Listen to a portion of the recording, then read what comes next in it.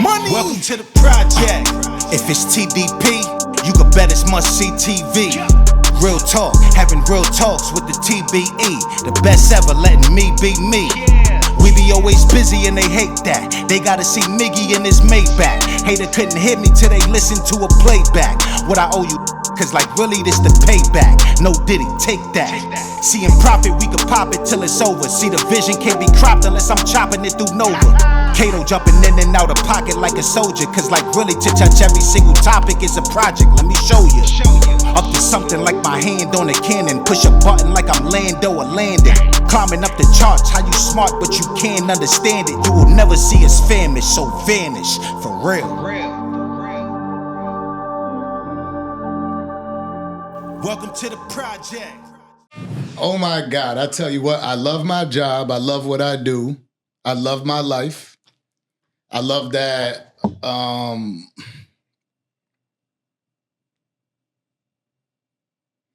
I love that I'm honest with myself enough, and I'm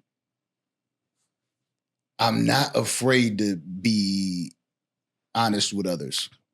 Mm-hmm. This journey of ours has taken so many twists and turns that I can't just sit here and say that I knew we would be here. Like I knew that we would make moves. I knew that we would reach some level of success with it, but I didn't know that we'd be able to consistently have conversations, not only like just with people in the industry, right? Just people that we want to speak with in the industry. And this interview here, I avoided initially because I am, no matter what, at the end of the day, I pride myself in loyalty. Like I think that not enough people do anymore.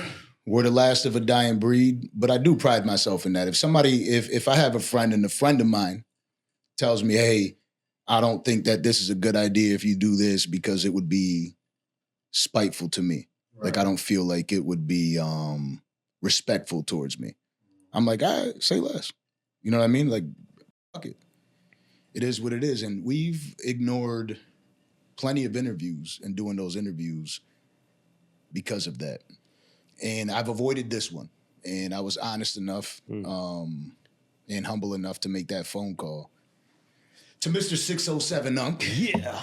I can feel it coming in the air tonight. That's what I feel it, right? Listen, I'm gonna give you real. I feel a lot of stuff, but feelings ain't meant to be used, right? But yeah, I seen your interview with Charles White. Whoever you was what you was talking about me, you sound like Orlando Brown, right? You ain't gotta worry about me sucking the microphone, right? I ain't about to know that. That's what I'm mom. Listen, I understand what you're talking about, right? Because a lot of times, friends lead you the wrong way, right? A lot of times you can't listen to people. I believe that kind of like what people up. I believe babies are begin to get up the moment they start listening to the parents. I mean, I'm gonna keep it real, right? Because listen, because the parent, what they do is they put all their fears and all they problems into the baby, right? A lot of times when people talk to you, they tell you their fears, right? They're not telling you what's good for them, they're telling you what's good for them, right? So a lot of times you can't listen to people, right? Because they're gonna steer you the wrong way, right? A lot of people do that. And Charleston White type person to do that, though he's a good person, but a lot of times people have bad intentions for people, and they're gonna tell you that people bad when they can be good. But there ain't no such thing as bad or good, you know? But we here. Yeah. But I ain't Orlando Brown. I was like, He said that's great. Yeah. Could you put that bottle down because it catches the camera? Kato, what's goody? What's happening, man? Yeah. It's a beautiful, busy Monday, man. It's cold. I love it. It's crazy that yesterday was 91 degrees and then today it's like 51. Yeah. Like, I ain't know it get cold in Miami. Nah, not cold. No, it was cold last night. I saw my mama. And I sleep on the floor. And I was in the B&B, I sleep on the floor. And we didn't have enough blankets and shit. So I couldn't put a blanket on the floor. I sleep on bare floor. And I was cold and shit. I was my mama like, it was cold. Why sleep on the floor? I want to stay grounded. A lot of people don't understand this. And plus the bed ain't no good. It's too high up. Right now, I want to be the lowest level, lowest to the earth as I can be. All right? That's what I'm on. A lot of people don't do that, but I do. And I think it's good to sleep by yourself. I sleep by myself too. I don't sleep with no bitch, right? A lot of people sleep with bitches and shit. I don't do none of that, right? I sleep by myself. That's what I'm on. Yeah. But it was cold as shit in Miami. Last time I came, I went to Dade County. It was hot. This time it was kind of cold. But I love it in Miami. I think I want to move here. Right. You speak a lot on spirituality. That don't beat me. What do you That don't beat me. I'll be channeling. channeling? Yeah. And I'm dumb. I'm stupid. I don't think you understand. Like, it's like, you probably gonna say it come from my brain. But I'm gonna say everybody's watching this, they don't have a brain. The brain not smart. The mind is smart. Because the scientists will tell you, and everybody tell you they don't know what the brain do. They don't know tell you the functions on how it get the information, how the consciousness come to the brain. So the consciousness don't come from the brain. It come from somewhere else. It's the mind. So it don't come from me, right? You think it come from me, but it can't. Because I have a brain. It come from the universal mind. It come from God. So is the brain the antenna? Yeah, the brain is the antenna. But it's my the Wi-Fi? Right? Yeah, but it's the same antenna in the AI. Listen, you know how they made the AI? They don't know how it works. Because when they made the AI, they kind of like duplicate the brain. They put neurons and all the shit in the AI. They put them together and boom, and start answering questions. That's how to answer it. They don't know how to answer it, right? The same thing going on. AI goes on into our brain. It's the same thing. Because when you tap into the cosmos, don't nobody really know how the answer is calculated. But I do. Okay. Where did this start for you? Listen, which life? We're talking to you today, so I'm learning. I mean, I'm learning about here today. you. So you tell me where it all started from the first life. I mean, who am I? Who are you? I mean, listen, I'm just gonna say this, right? It started from birth, but when was birth? Don't nobody really know. But I'm gonna tell you from the moment I remember, right? I remember the moment I was in the trenches and I was broken up and have nothing to run to, right? Listen, because you don't understand until you go so far low down that you can't go no lower, all right? That's why I still sleep on the floor now. So that's when it came to me. And I think I was about the age of 1. I swear to God, Mama, listen, I swear to God, Mama, I wasn't born in a place to where we loved life. I was born in a place where we couldn't wait to die.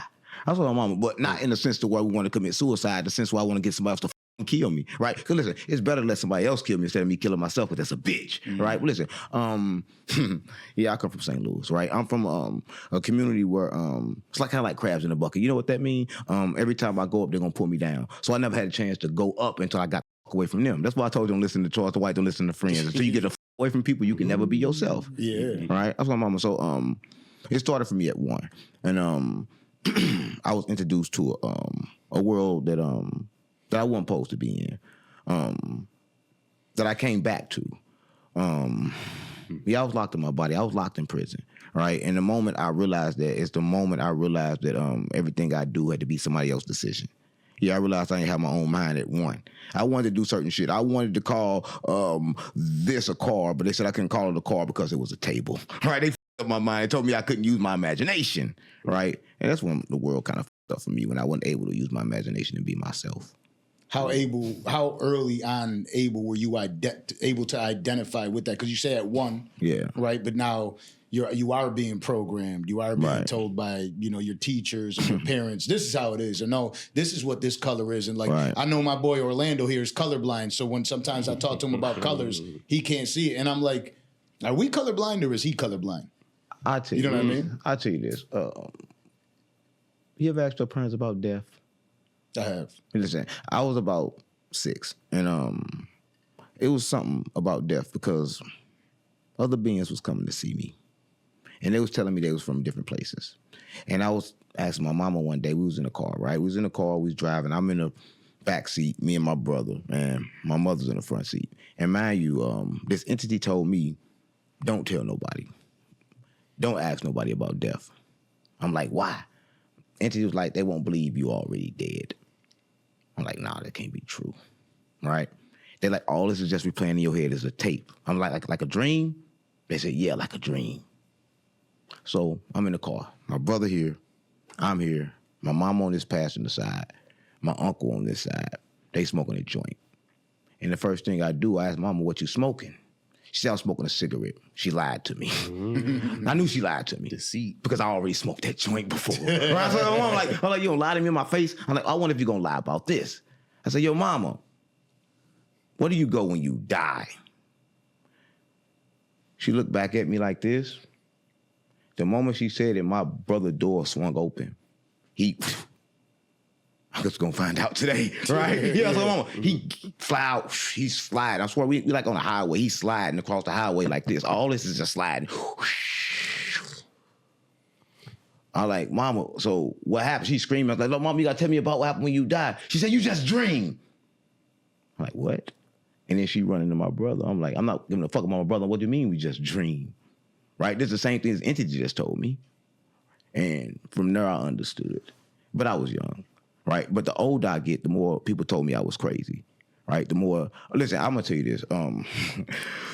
When I told my teacher, I think it was like in 2nd grade, I ended up in a mental institution. But I found that I can draw there, right? I didn't know I can draw. I didn't know I could do anything, right? But they gave me a piece of paper and a pencil, and next thing you know, I started drawing angels and shit, right? I started drawing shit. What the f*** am I drawing? I don't know what the f*** I'm drawing. But they was angels and shit, right? So, you know, it been weird for me. But it been life. What religion? Come on, gang. Don't talk about religion. Listen. What did you? I'm confused. No, I'm saying what did your mother believe in? Everybody confused. Just like you confused. You ever pulled out liquor before?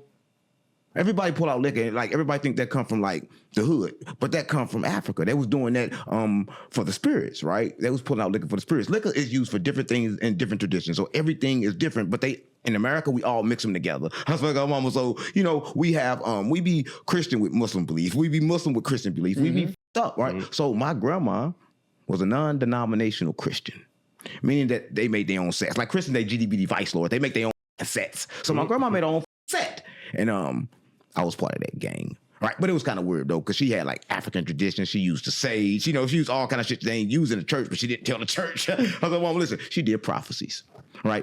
She told the future, right? But I kind of realized that she didn't really tell the future because there is no future, right? There's no future, right? Everything go in a cycle, go in a circle, and the way a person is determine what they're gonna get, right? So she didn't tell the future. All she had to do is watch the person and see what the they do. Like right now, I can read everybody's mind. But how do you read my mind? By being still and being quiet. I watch what you do. I know what you think. That's what my mama. It's just that simple. If you cluttered everywhere, you got a cluttered mind. Because only difference between the rich and the poor is clutter. Right? So I'm like, it's like certain things where you can understand and a lot of people can't. Right? So for me, my beliefs was Christian, I guess. Non-denominational Christian. But I didn't want to be that. Why? Because my family was that. One thing, when I tell you can't raise a child because whatever you are, I don't want to be because I see your flaws.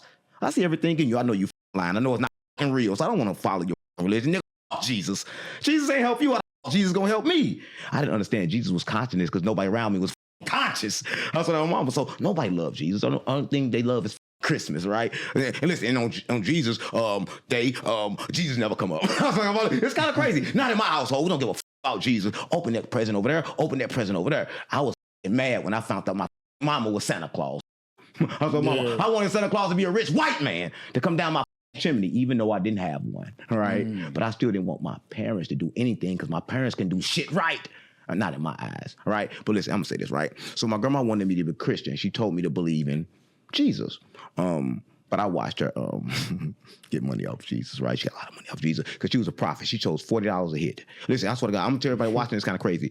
I say $40 a hit for this, right? Because she'll tell you something for $40. And on the second side of the house, I sold crack over there for $40. Let me tell you this. My grandma was so cool, you wouldn't even know the house, right? This side of the house, it was green, plants planted everywhere. She don't come on the side of the house, stay on that side. That's where our church people pulled up. We on this side, brick.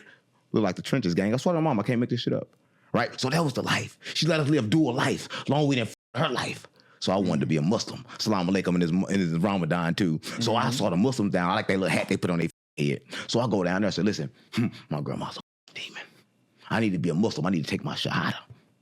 They let me take my shahada. I became a Muslim. I went home in that kufi. My grandma knocked it off my head. You a demon. Wow. Kufis, man. She smacked up, oh, you're a demon. I'm like, whoa. I go back down to the brother, Benir. That was his name. I go down to brother Benir. He cut out her too. Brother Benir, my grandma say, you the demon and Prophet Muhammad not real. He was like, well, a lot of people gonna say a lot of different things, but on what you believe. I said, I don't know what the fuck to believe, right? So I said Muslims then too. So religion for me was kind of like fucked up because every religion wanted to tell me what to think or not tell me enough to think. So then I couldn't think. So where did you land? Did you decide upon? You know, you never land. See, life's not about landing. See, listen, everybody think life is about landing, but life is moment to moment. So wherever I land, that moment is where I'm at. But I can choose and decide to leave from that moment. So I'm gonna tell you this, right? I landed on my ass a lot, right? Like everybody else, I landed on my ass a lot because every decision that I made was for me. This is what I learned about life. When you make decisions for you, you end up on your ass, right? Because it's like this, right? I kind of like figured out the universe. I can tell everybody this is watching this. It's not fair. This is what I mean. If you tell one lie, then 9 come back at you. I was like, mama, if you tell one truth and then 10 9 truths come back at you. So it go like this, right? So you can't lie to somebody and then expect 9 things not to come back to you. But here's the trick. It don't always come back in the form of a lie. It come back in the form of that vibration of where that lie set at, right? Because it's no right or wrong. It's different vibrations. That's what I'm on. I like that. It's true. So you never, so this is the thing, because a long time ago, somebody asked me what was my religion? And my answer was Catholic. And then he said, why? Right. I didn't have an answer. I was, mind you, I'm like 14, 15 years old. And he said, why? I said, well, he said, I can tell you why, because your parents were Catholic. Right. He said, but all I'm saying to you, I'm not saying if that's right or wrong, before you make a final decision, find out what the other ones are all about. No one do that. I met someone today, right? Because we've been riding around town. I swear to God, we've been going across the country in a Tesla, right? I swear to God, mama, so it's kind of crazy. Shit. Listen, so we got to stop a lot and all this kind of... Plenty of smoke, bro. Yeah, we got to stop a lot, do all kind of shit, right? But the crazy part about it is we had up the rear view mirror, so it was kind of like off. So we've been riding around with one mirror, right? I told my mama, listen, so today I said, you know what, I'm gonna pull up when we get here, we see a body shop. I said, man, pull that body shop over there, let's go over there. Boom, we go over there, he said, I'm gonna put it on for $100. I said, can't beat that. Right, we got $100, we got a lot of $100, right? So he go put it on. I asked him, I say, hey, do you like putting stuff together? He said, no. I said, why you do it? Oh, my father taught me and I know how to do it. See, everybody do what their parents tell them to do, but don't nobody really want to do it, so why everybody do it, right? Everybody's miserable following people, but everybody's still following people. This is what I'm saying. Like, everybody in life live their life for somebody else. The moment you have a kid, now you got to pretend to be father forever. So now you got to pretend to be this, right? And the kid got to pretend to be kid when they're in front of you, right? So everybody spend their life acting and putting on roles for one another, right? But when you don't do that, then they call you selfish. But that's what you got to do. That's the place you got to be at, and that's where I'm at right now. So how do you know you're making the right decision? At what point do you go down that road and say, time to hit the U-turn, let me check that other four? Let me tell you this, anytime it hurt, right? Anytime, so, let me tell you something, right? Let me tell you two things, right? I'm going to keep it real, right? Everything that you do, you know what you're not supposed to do, but yet you still do it because you worry about what other people think, right? The moment you do something for somebody else, you did wrong. That's what I'm just keeping it real, right? You should do everything with awareness, right? Everything I do is because I want to do it. I'm not going to help you because you poor. I'm going to help you because I want to see you eat. Right? Listen, I'm just keeping it real, right? A lot of times when you help people for them, that's the wrong thing. People say, oh, you got to help them because they ain't got shit. I ain't helping nobody with they ain't got shit unless I want to help them. Right. I'm going to help who I want to help. I'm going to help who come in my periphery that need to be helped.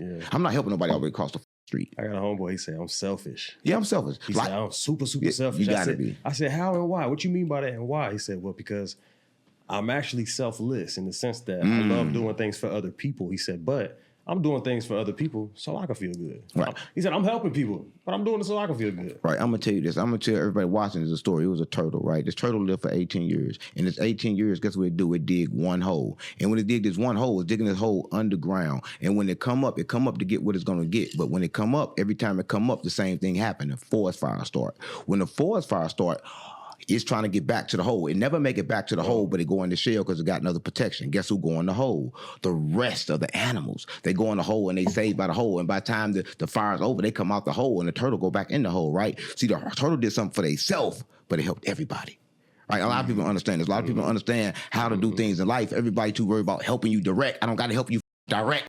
I know to help you on the spin. I know to help you on the pass, right? I can assist help you, right? But everybody wanted direct contact. But a lot of people can't have direct contact with me because they possess diseases. This is what I mean. People aura is it can get on you. And when it get on you, it can get stuck. And you can become people. I can promise you this. Everybody you stay around, you become. Or they become you, depending on who weaker. So like, a lot of people understand this, right? So I don't really like to have sex with women a lot because I'm celibate. But other than that, I don't even like to be within 200 feet of a freak bitch because every time I do, I think about My son got mama like real. I'm keeping it real, like because you can read people's mind. Sometimes you can't stop that. Yeah, you can't stop. You gotta have discipline. You gotta be controlled. You gotta have discipline. You gotta know where you at. Yeah. Ladies and gentlemen, we gotta welcome a new member. Yeah.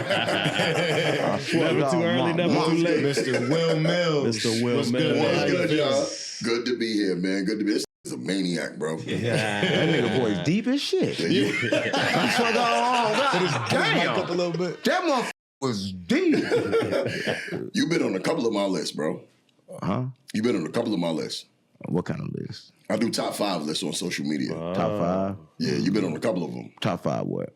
Whatever. You was on the crash out list, though. No, I don't crash out. It is projected as a crash out, but a lot of times people don't understand that there ain't no such thing as crash out when you got an agenda. Listen, everything about the attention. If you don't know my intentions, you can't tell me if I crashed out or not. You'll crash out, man. You don't know. Only way you can know if you get. I'm gonna tell you a story. I like to tell stories with stuff where I can prove it, and I'm gonna tell it because it's Ramadan. It was a prophet. His name was Muhammad, right? And he had somebody with him, and his name was Ali, right? They call him his son, but it wasn't really his real son. But they put it in the book, so we're gonna say it just for that, right? But listen, they was in a war, and they was going to kill people, right? And the moment Ali got to kill somebody, the person said, "Yo, don't kill me because I believe in God. I believe in the last days." And he killed him anyway. He took his body and he drug his body back to Muhammad and said, "Muhammad, I killed him because he tried to lie on God." And Muhammad said we should have cut out his heart. Right? Because you can't see a man's intentions. I swear to God, I don't crash out, but it got to perceive like I crash out. Let me get a spirit some of that liquor. Okay. This is going to be fun, man. I'm glad to be here, No, man. I don't get drunk. But listen, if you put something here, the spirits get drunk. That's what I'm about. Because a lot of people don't say this because like we gonna give something, we gonna give the spirits. It's the killer, right? Yeah. It's the killer, right? Yeah, the spirits get drunk. Just ginger ale. I'm going to drink it straight for now. Ginger beer. That's some good liquor. Oh, yeah. Yeah, I can feel it. I gave it to the spirits.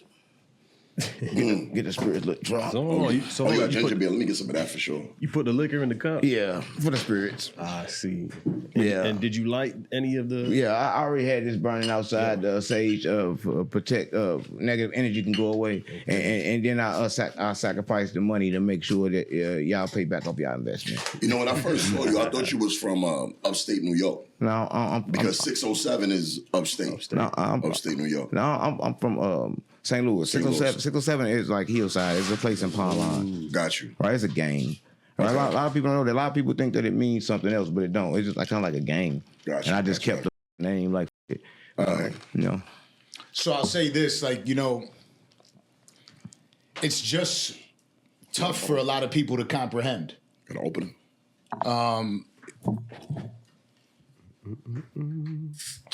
Let me see that tequila too while we at it. Yep. Oh, man. Yes, sir.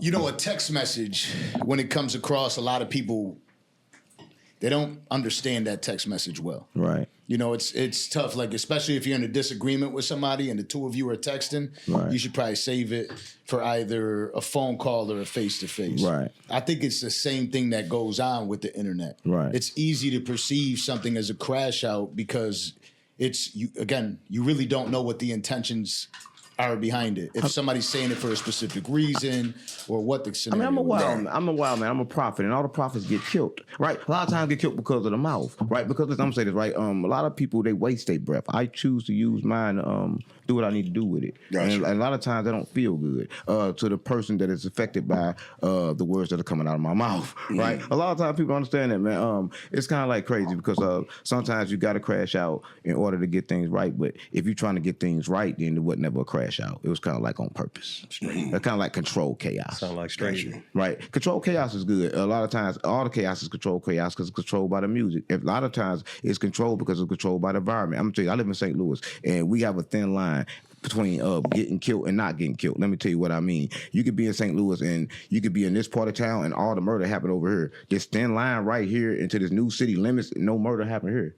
It's like literally 2 seconds away from each other. Like you Right. but then you can get killed over here. It's kind of like that. It's like this invisible line that people cross. They just don't cross it. Yeah, it's really not a visible line. It's a line that people can really see, but you can actually feel. You ever been to New Orleans? You can feel it, the air, right? It feel kind of like heavy, right? You can feel the toxins in the air. You can feel the trauma in the air. And a lot of times these places be affected with the trauma, and then people act like that. You can just feel it. The moment you I'm telling you, the moment you get into the city, you can just feel it.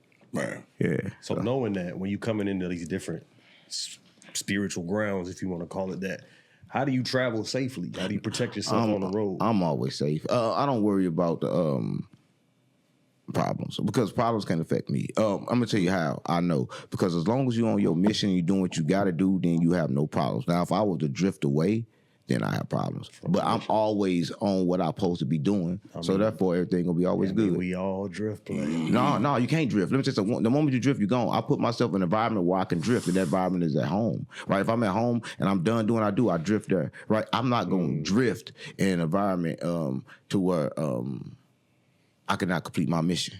Right, I'm telling you, I'm so far on my mission. A bitch can't get me off my mission. Money can't get me off my mission. I don't even work for money. Somebody called me today, said, "Yo, I want you to promote my clothing brand." I said, "Yeah, okay, cool. I'll promote it, but send me the logo first. If it align, I do it. If it don't, you can't pay me enough."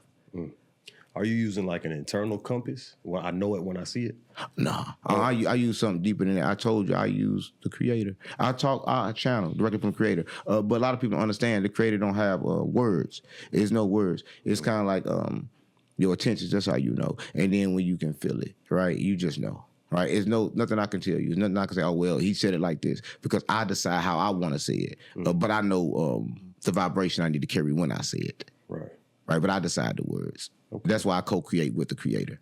That's how I'm God. One creator. Yeah, one creator. A lot of people separate them. But I'm going to tell you how I got separated. A lot of people know I got separated. It got separated because everybody, like, I'm going to say this. Everybody thought that the cavemen was dumb, but the cavemen weren't dumb. They was energy worker. But no one actually recorded nothing in writing and stuff like that before the Egyptians. So the Egyptians were the first people to record it, but it was happening way before them. And they know it now when they digging up the bones and say, yo, these motherfuckers got cuts on them that came from a doctor. He should have been dead from this wound. He didn't die. He lived after this wound. They had medicine. Hold up. These rocks are big as hell. How they move them and why they in a circle, right? They understand now that these people was intelligent, right? Mm-hmm. But so the Egyptians, they recorded it. And that's what Moses, you know, I don't like Moses. Moses is a bitch. Moses is a fucking liar. Moses said he was talking to God. He wasn't. I'm keeping it real. Moses is a bitch. Moses is a fucking liar. Moses said he was talking to fucking God. He wasn't fucking talking to fucking God. He got that shit from the Book of the Dead. Right? The Ten Commandments was in the fucking Book of the Dead, and everybody want to run around listening to Moses' dumb bitch ass. That's why he's lost in the wilderness all the time. They still ain't found Moses' body yet. So nobody, all right, if I'm lying, find Moses' body then. Yeah. He can't. Can't nobody find him, right? Because he was telling a fucking lie. What if he was channeling? No, he can't channel when the information came to you before. Let me tell you this, right? It was in the Book of the Dead. And I'm telling you something, this is how the mind works. He couldn't remember everything because the mind don't remember. The only time you remember is things that hit you emotionally. So, of course, somebody probably stole from him before. So he remembered thou shalt not steal, right? Mm-hmm. He remembered everything that was close and meant to him. And then he came off that fucking mountain and act like somebody told him. He thought he saw a burning bush. No, he was burning Kush. I was like, Moses was fried. I'm just keeping it real. Moses had to be fried. And listen, I love the church, right? Because I love the church, but because it's not the church's fault. Listen, everybody in the church and everybody in the world, I gotta love them because they just coping with life, right? This is a place where you gotta have a coping mechanism, and sometimes the church is a coping mechanism, right? So it ain't the church's fault, it's the pastor's fault because the pastor talked directly to God.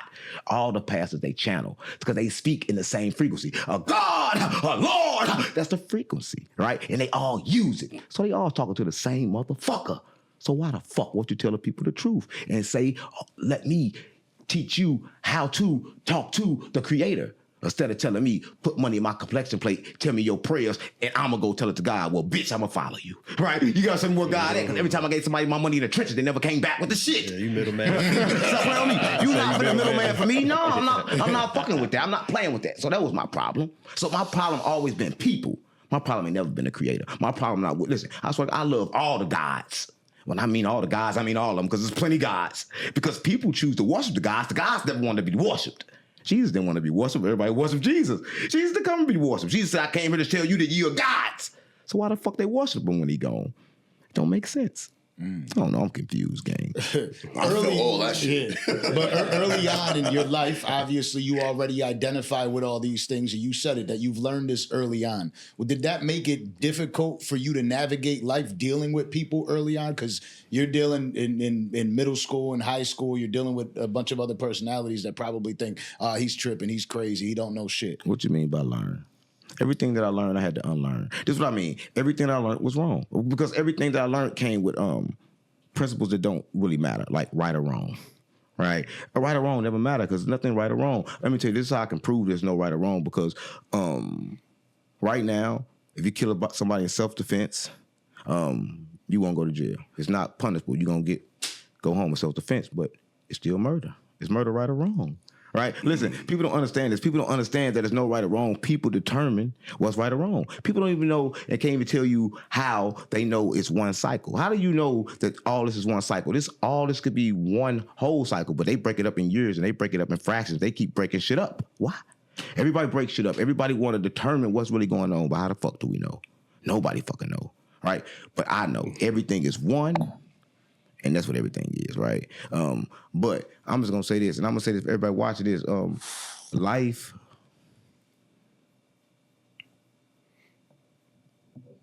it's not real, but it is. And that's kind of like crazy because when I say it's not real, I mean like none of this stuff here is real. The only thing that's real is the experience that you're having. Right, but I'm saying when you touching this, you never touch nothing. Right, there's no such thing as a microphone. Right, and in a sense, everything is alive. Everything you see is alive. Because I can pop shit up out of nowhere. That's what a lot of people don't know this. I control the world with my mind. I can be rolling down the street, say, you know what, I want this, and close my eyes, and boom, make it pop up. Next exit, you see it. Right? Because that's what you can do in this world. But a lot of people don't do this. A lot of people wait till shit pop up and go at it. No, I don't live life like that. I live life before I live it. All right? That's what I'm on. I'm kind of living in my mind. Deep.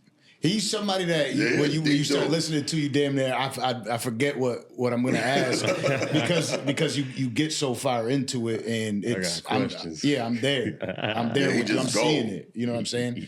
But as you've navigated life, what I'm saying is as you've navigated life, you've told me early on like you can't trust the people around you to give you information because that's based off of their past, their experiences, right? Dealing with people on your come up, there's obviously people that you once maybe believed were friends or family or people that cared about you. But as you share your thoughts, I'm sure there's people that have alienated themselves. See, that's the thing. I knew early on that love was limited. See, I knew early on that love was based on what I do. Right? I knew they were my parents. When I acted right, they loved me. When I didn't, they didn't. So I didn't give a fuck about love. I understood that love was fake from a child game. So I understood and I wanted people to understand that I knew how to make them do exactly what I needed them to do at the time I needed them to do it. If I wanted to feel love, I act like I wanted to feel love. I'd probably give you something. Right? I'm keeping it real. So for me, I kind of like my whole life, I kind of like knew it was a video game. I'm keeping it real, bro. It's kind of crazy. I was a manipulative bitch, right? Before I understood it was my job and I was supposed to manipulate people away from the life that they was living. I was manipulating people to live their life for me and kind of like manipulating people's emotions. So I always understood what I was supposed to do, but I kind of like used it wrong. So like everybody's watching this. The drug dealer is really just like Elon Musk. They do the same thing every day, right? But people don't understand this, right? We kind of like be born with the gift, but we got to find out where the fuck to use it. And how the fuck to use it. Given the tools. Right. So I had all the gifts, but I used it the wrong way. I was manipulating people, manipulating my father, manipulating my mother, manipulating my grandmother, manipulating everybody around me to get what I wanted. And we learned that from the day we're born and we start crying. Yeah. You know, I always say that shit too. I always say a superhero and a supervillain is the same thing. You just got to decide which one you're going to be. It's the same shit. Yeah. Right. But you mentioned that there's no right or wrong. Right. I believe everybody going to be both. Let me tell you what I mean. So if I'm called to feed you, I'm going to feed you. But if I'm called to be the person to take you out that body, then I got to do it. I got to do everything that I'm called to do. Because like, it's like this, right? There's no right or wrong. If you are trying to kill me right now, I believe I possess the message. And I believe the message need to be told. So I believe I got to kill you. So that means that you were sentenced to death because the creator knew I was going to kill you, right? I'm keeping it real. So sometimes you got to do that, but I didn't kill you out of vendetta. I didn't kill you because I wanted to. I killed you because you were trying to take the message from me. So I had to, right? It was kind of like no other way. Other than that, I'll walk away from you. But when I have no choice to kill, then I got to fucking kill. That's why I say sometimes you got to be that monster. Let me say this. A lot of people push peace, but what the fuck you pushing peace for if you're not no killer? You ain't pushing peace. You a fucking bitch. You're scary. Listen, when I push peace for real, man, because I got a chopper on me, right? I'll blow your shit the fuck back. But I'm not going to do it, right? I'm not going to do it because I chose peace. So really, there's nothing you can do to make me unpeaceful unless you try to put me in pieces. Other than that, I don't give a fuck what you say. Words don't make me unpeaceful, right? You coming and talking to me don't make me unpeaceful. I walk the fuck away. You talk about my mama don't make me unpeaceful. I'm going to say which mama. All right, I have plenty, all right? I'm keeping it real. Nothing you do can break my peace except physically touching me. And sometimes, I mean, it got like, if a girl touch me, I'm gonna walk away. If a little bitty wimp ass nigga touch me, I'm gonna walk away. It got to be a touch that I thought, I gotta be scared. Right? If I'm scared, I'm gonna kill you. But if I'm not scared, I'm gonna walk away. And rightfully so. Right? Yeah. I only fight people that my mind think I can't win against. Because I gotta show myself I can. You gotta prove it. If I know I can beat you, you can say anything to me. And a lot of times people can say anything to me because I think I could beat everybody. Until I meet that person I gotta beat, you gonna know because I'm gonna kill him. So, what do you do with this power, with this knowledge? With great power comes great responsibility. Right, exactly. Like I need to decide when and where to use my instill my will. I think that's life. I think that everybody, they try to multitask and they don't do things one thing at a time. I got a lot of information, but I only can use it one at a time, right? And I think that be the thing. I think people try to force people to learn so much information, but only thing you need is the thing you need in that moment. So a lot of times people say, okay, I know a lot of information, but I don't. I promise you I'm getting it right now. Mm-hmm. Some of it I do remember, because sometimes I can't remember, but a lot of times I can't remember because the brain not made to remember. Like I told you before, it ain't attached to my emotions. There's no emotion feeling, then the brain can't remember unless your muscle memory. My muscle memory can remember how to walk and shit like that. My blood can remember how to, my red blood cells know how to keep everything intact in my body. Right, but when it comes to me, I can't remember. It's kind of hard. All right, I'm just keeping it real. But here's what I was going with the right or wrong, because you mentioned there is no right, there ain't no right or wrong. But what about Epstein? For abusing children. Epstein, how you know he did that? A lot of people want to. Well, let's just say he did. When kids are abused, I'm not gonna say he did if I don't know he did. Okay, let's just leave let's leave Epstein out. But I will say something about Epstein. Once one person on the Epstein that the government did not hate was one person in that file that the government didn't already say fuck with kids. So how the fuck are you gonna listen to it? Because everybody on that list was already on the government hit list. I'm just keeping it real. There's nobody on the list we say, damn. You know what fucked me up about that list? Marilyn Monroe, Elvis Presley, and Janis Joplin is on that list. Right. Well, a lot of the list is also it's the emails. Right. So it's not saying that these people were specifically on an island or anything. It's just a full list of everybody that was on the emails. But what I'm saying is everybody that on that list, the government don't fuck with. Or they made a insinuation they was fucking with kids already.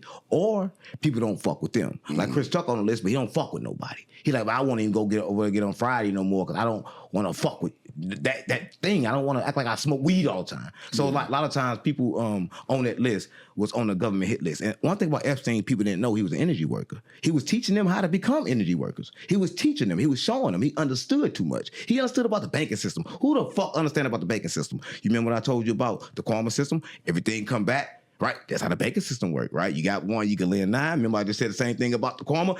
Everything is universal law and they put it in everything. But people don't catch it. People don't catch the signs, right? But everything is coded by code and put in by signs. And it's all by design. Nothing is by accident. The only people that do shit by accident is us. I told somebody that, I said, yo, man, I said, man, why don't you write down this stuff and plan? He said, man, I don't got a plan. I can do it better. I said, listen, I'm going to say this. When you walk into these stores, do you think they just start building shit? No, they had a plan. They knew what the fuck exactly what they were going to do. But when the last time we planned? Never. Because planning is really going to the future, right? A lot of people don't know that, right? When I go to the future, I see what I was. I see what happened. And I remember and I write it down. Then I just duplicate, right? Because I already did it. Planning is just simply going to the future and bringing back information. Because time travel you do through your mind. Time travel. That's some deep shit. That was some raw shit. That was fire. But I ask you that question again. Is it wrong to harm children? Listen, I'm going to say this. You keep on saying this, but there is no children. Everybody is God having human experience. So I'm saying every kid been here before. Listen, I'm not going to say like, oh, man, I'm just against children. I'm going to say this, right? Everybody, the things happen to, supposed to happen to, because it's what they done before, because it's karma. I don't agree with that, bro. It's karma. Yeah, it's tough for me to... Not when it comes to kids. You know why it's tough? Because we, on this world, we attach to everything. Listen, you don't got to have a kid. People treat their dogs like kids. They dog sleep in the bed with them. They treat their dog like they love them. They cry when the dog die. But that's a fucking dog. I have no sense to love back. Right, I'm just keeping it real. Listen, I love kids and I love them. But the best thing you can do for a kid is be somebody they can look up to, is be somebody they can see and understand what to be and what to do. Because a lot of times when you tell people shit, they never do it. So listen, I'm gonna say this. Listen, I love my kid, but for me, it's like this: to raise a child, you kind of like gotta leave it alone because you're gonna die anyway, and they're gonna be alone. And the moment they become alone, and you've been helping them their whole life, what the fuck they gonna do other than fall? So I think a lot of times we treat kids like bitches, but kids are smarter than you, and I can prove it.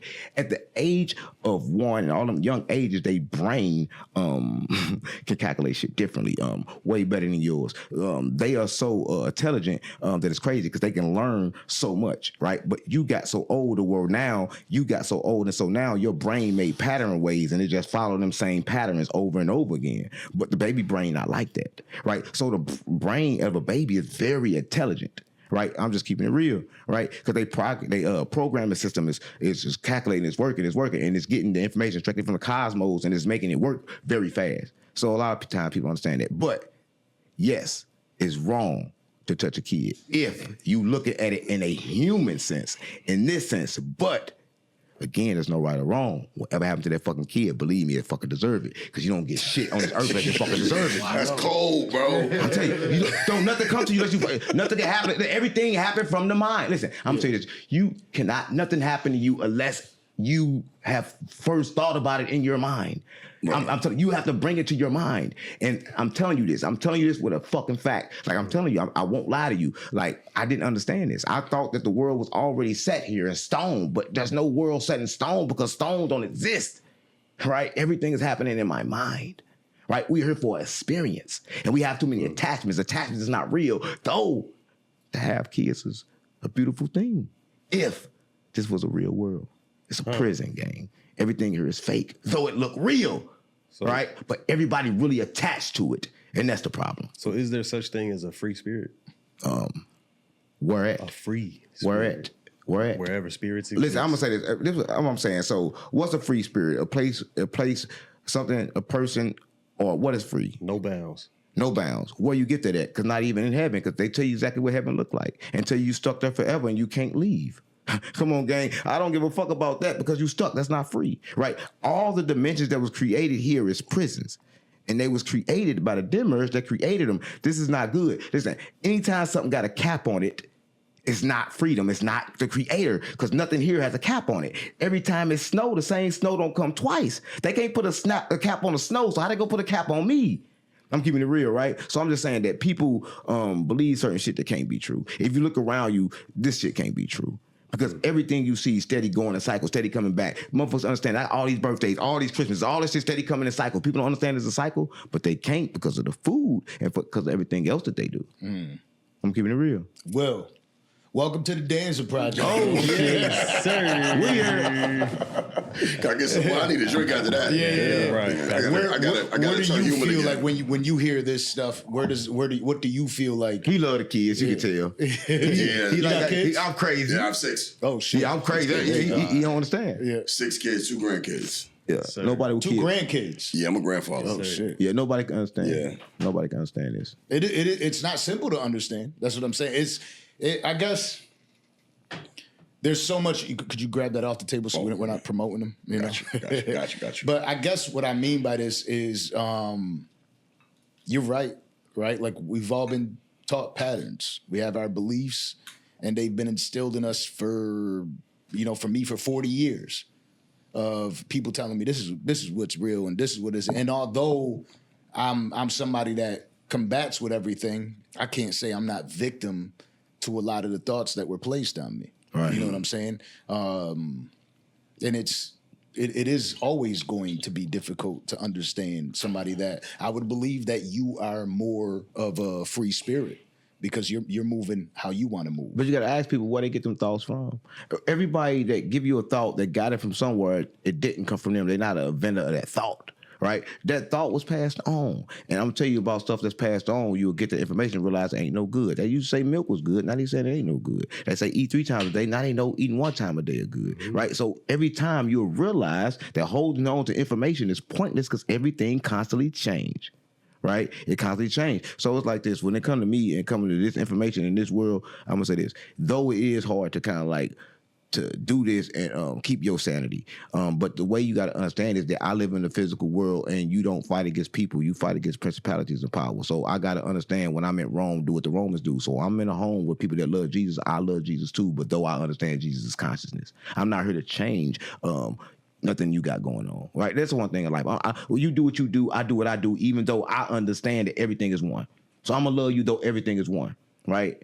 Because you just don't understand. You are coping. Again, I'm going to say it again. Everybody was doing what they doing to cope. Person getting high to cope. Because everything, even the drugs, is already inside you. What do I mean? That the shit that the drugs, it just enlightens something that's already inside of your brain. It, like, the drug is not doing anything to you new.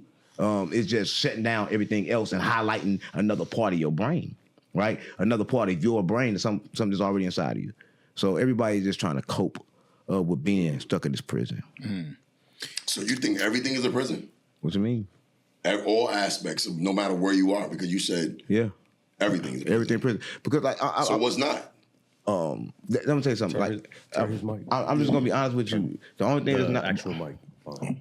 Sorry, my bad. Sorry. The only thing that's not a prison is darkness, because that's what the creator at. Everything was created out of darkness. Because listen, light can be captured. It can be captured. You can time it. It got speed on it. You really can't do that with darkness, right? You don't know what's going on in darkness, right? Because the darkness is where the creator comes from. So everything is darkness, but everybody runs from darkness. But I'm saying everything here is prison because we can't really decide, and we are getting told everything to do. Right now, if I want lights, I got to pay for it, and light come from the sun. Why I got to pay for something that come from the earth? Why I got to pay for it? I shouldn't have to pay for it. But they have colonized. What that word? What's that? Colonized. Colonized. No. What's that word where they take over shit? Colonized. Yeah, colonized. Yeah, colonized. Colonized. Yeah, the spirit don't know all these big ass words. Gotcha. Yeah, right? Listen, I'm getting real, right? Yeah. Yes. So they did that with everything, right? And we kind of like fucked up now. Got you. Yeah. Got you on that. Yeah. Interesting. Yeah. Super interesting. Yeah. I just got so many questions, man. I'm ready. So many introspective questions. On No Jumper, you had the moment with 4 Extra, right? And you said no. Now you mentioned how, like, when certain people put you in that wrong energy, right? When you're on a platform and you're having conversations and things go left, how do you handle that pressure? Because you're somebody that is, a lot of people want you on their platform, right? And when you're disrespected on a platform, you just mentioned how you just want to walk away. But how do you handle that? Stillness. A lot of times people ain't gonna jump at stillness because they don't know what the fuck you gonna do. Right? That's how I handle the stillness, like I did before us to still. Became just stillness, because like a lot of times people don't understand. I'm gonna tell you a story. I like to tell shit with stories. There was a fox, right? And it was a turtle, right? And this turtle was looking at this fox and okay, this fox finna eat me. It's right here close to me. I can't run. Only thing I can do is go inside my shell and make friends. So that's what I do. I make friends, right? Because I have a power to choose the emotion. I have a power to choose the vibration in the room that I want to set. Nobody can choose that for me. Right, so you may think you put me in danger. I'm just gonna switch to danger. Just happened with Charleston White. I was with Charleston White. Was in North Carolina. Everybody was trying to kill Charleston White. I switched it to love. Simple, easy. It's easy. So even when Adam bitch ass try to do some shit to fuck me up, I don't give a fuck because you can't hurt me. I can't be hurt. Right? No weapon formed against me shall prosper. You know what was crazy when you just said everything went left with 4 Extra? It really did. Because then his right hand get blown off. It really didn't go left. No, listen.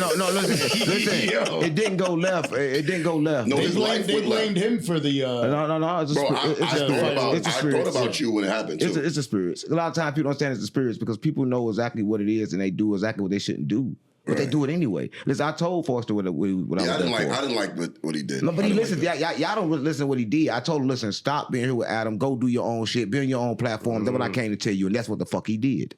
So he listened to me at the end of the day. That's what the message I had to tell him. Listen, I'm not indeterminate who I got to tell the message to. I just show up and say it. I'm a prophet. So I showed up and told him exactly what I need to tell him. And he listened. And ever since he listened, he's been going up.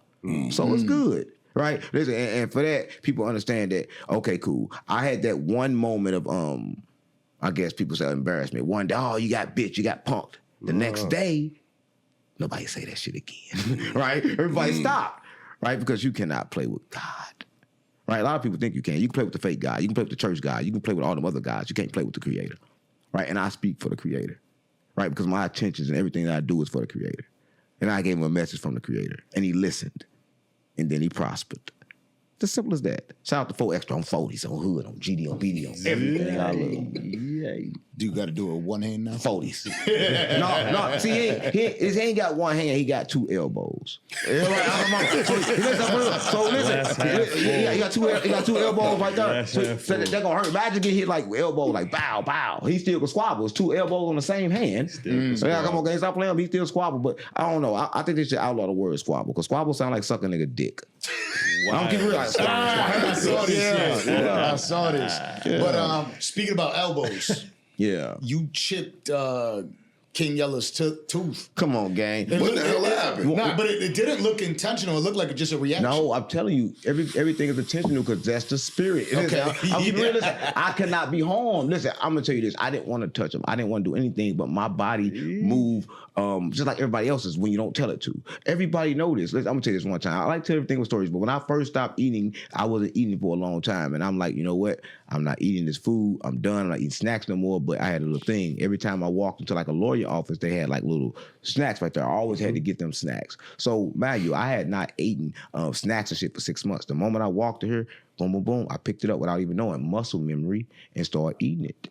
I had to spit it out like, damn, right? A lot of times you can't control a lot of things. And a lot of times people don't understand it. So we just drift. And that's why you got to try to be aware, right? So I'll be trying to use awareness. But what you mean you don't eat? You don't? No, I eat one time a day. And like I only eat food that the sun touch. If the sun didn't touch it, I don't eat it. Huh. You're a vegan? If the sun don't touch it, I don't eat it. I won't say I'm a vegan because I eat a lot of shit that vegans don't eat. I'm gonna tell you this, right? A lot of people don't understand this. You cannot choose a diet. You can't say you're a vegan. Everybody gonna have a different diet because the bacteria in your body eat differently. Because only reason why people fat is because like you eat something, right? The bacteria try to eat it, but it can't eat it all. They put it to the side. You eat something else, try to eat it, put it to the side. So then you start gaining weight. So a lot of times everybody have different bacteria in their body. So everybody's diet should be different. So that bullshit about the calories and all that shit, everybody fucking body and makeup is fucking different. That's true. Right? So can't nobody tell you your fucking diet. You got to really strip yourself away from all foods and start back eating it a little bit at a time and figure out what your body can take and what your body can handle because everybody's body is different. I always call vegans like they're guinea pigs because they're trying something that humans never tried in history. Like if you look at the countries that got the longest lifespans, they all meat eaters. Right? Japan, places like that. Well, that was crazy. The ultimate choice for survival. I'm gonna say this, and I'm gonna kind of say this. Meat is not good. You eat meat, you eating all the chemicals of the animals, so you act like the animal, and they're not living because the meat. They living because of their mind. Trauma kill you. Right? I don't think people understand. What kill people is not what they eat, it's they fucking mind. People decide to die. Let me tell you this. Your body gonna die the moment you stop having things to do. The moment you ain't got nothing to do, the next day your body gonna die. Because you have nothing to do. They said this right here. They said this. Everybody go work out for 1 hour a day, think you're gonna live. No. Your life, your body wanna move constantly. Wanna always move. Just keep on moving. You will live forever just by moving. Right? A lot of people don't understand this, right? So a lot of times we get lazy and we don't fucking move. And that's why we fucking die over here in America. Right, we die. Sound like you saying without purpose. Yeah, without purpose, you die. We die. I swear to God, that will make you die. Life with no purpose. That's a fact. That's fact. That's a fact. But people don't understand it, so they kind of like don't know why they die. People choose to die. You can't die unless you choose to. That sound crazy and it sound hard, so I don't give a fuck who die. Because everybody that die like that is coming back. So don't let them say rest in peace. Say I'll see you later. I'm keeping it real. I'll see you later. I'll see you later. So with such foresight and being able to channel God, multiple, however you want to go about it. How do you bridge the gap to where you want to end up in life? How do you navigate? I want to end up out of life, out of here. But right here, I want to understand that here, everything is good. I'm here for experience, so I'm going to live everything the best I can. So I want to have the best in life without having to be attached to it. But how do you derive your purpose, being somebody who is so close to it and understanding how that works? Whenever I get a chance to speak, I think when I get a chance to speak, when I get a chance to do what I need to do, that's enough for me. A lot of people want a lot in life. Me, I feel like every time I had a lot in life, I came with a lot of problems when I attached to it. So now I got a lot in life without attaching to what I have. Do you fear one day you'll find that purpose and die? let me tell you this. You'll never find it because how can I? Because you can take one person that had lived their life straight for 40 years, one mistake, they go backwards, everything fuck up. See, life is moment to moment. You trying to plan something for me that I can't even plan. It's moment to moment. In this moment, I'm good. The next moment, who knows? Right? But this moment right now, I'm all together. Right? But depending on what emotion blow, and I can't determine which emotion blow, if it knocked me off my square, then it's gone. Because let me tell you this, the brain worked that way. The moment you start loving too much or hating too much, the logical part of your brain cut off. So I can't even think correctly once one of them feelings take over my brain. So if one of them feelings take over my brain, you ain't dealing with me no more. You're dealing with that feeling. I'm keeping it real. Scientists will tell you about the brain game. This is how the brain fucking works. You know what? I would hate to pull this nigga over and have to battle over this nigga. You know why I pulled you over? I'm gonna tell you why you pulled me over because it was predetermined. Let him go. I don't get pulled over by the police. You'll hypnotize somebody, bro. No, I don't get pulled over by the police. They don't fuck with me because they can't see me. Listen, everything, you got an antenna coming out for you, and they cannot see me. I'm invisible to them. A lot of people don't understand this. I'm invisible to the Matrix because I don't play the game. The moment you stop playing the game, they cannot see you in the game. I can ride right past the police. Nothing happened. I could be right here. Somebody come here shooting. Bullets won't go near me.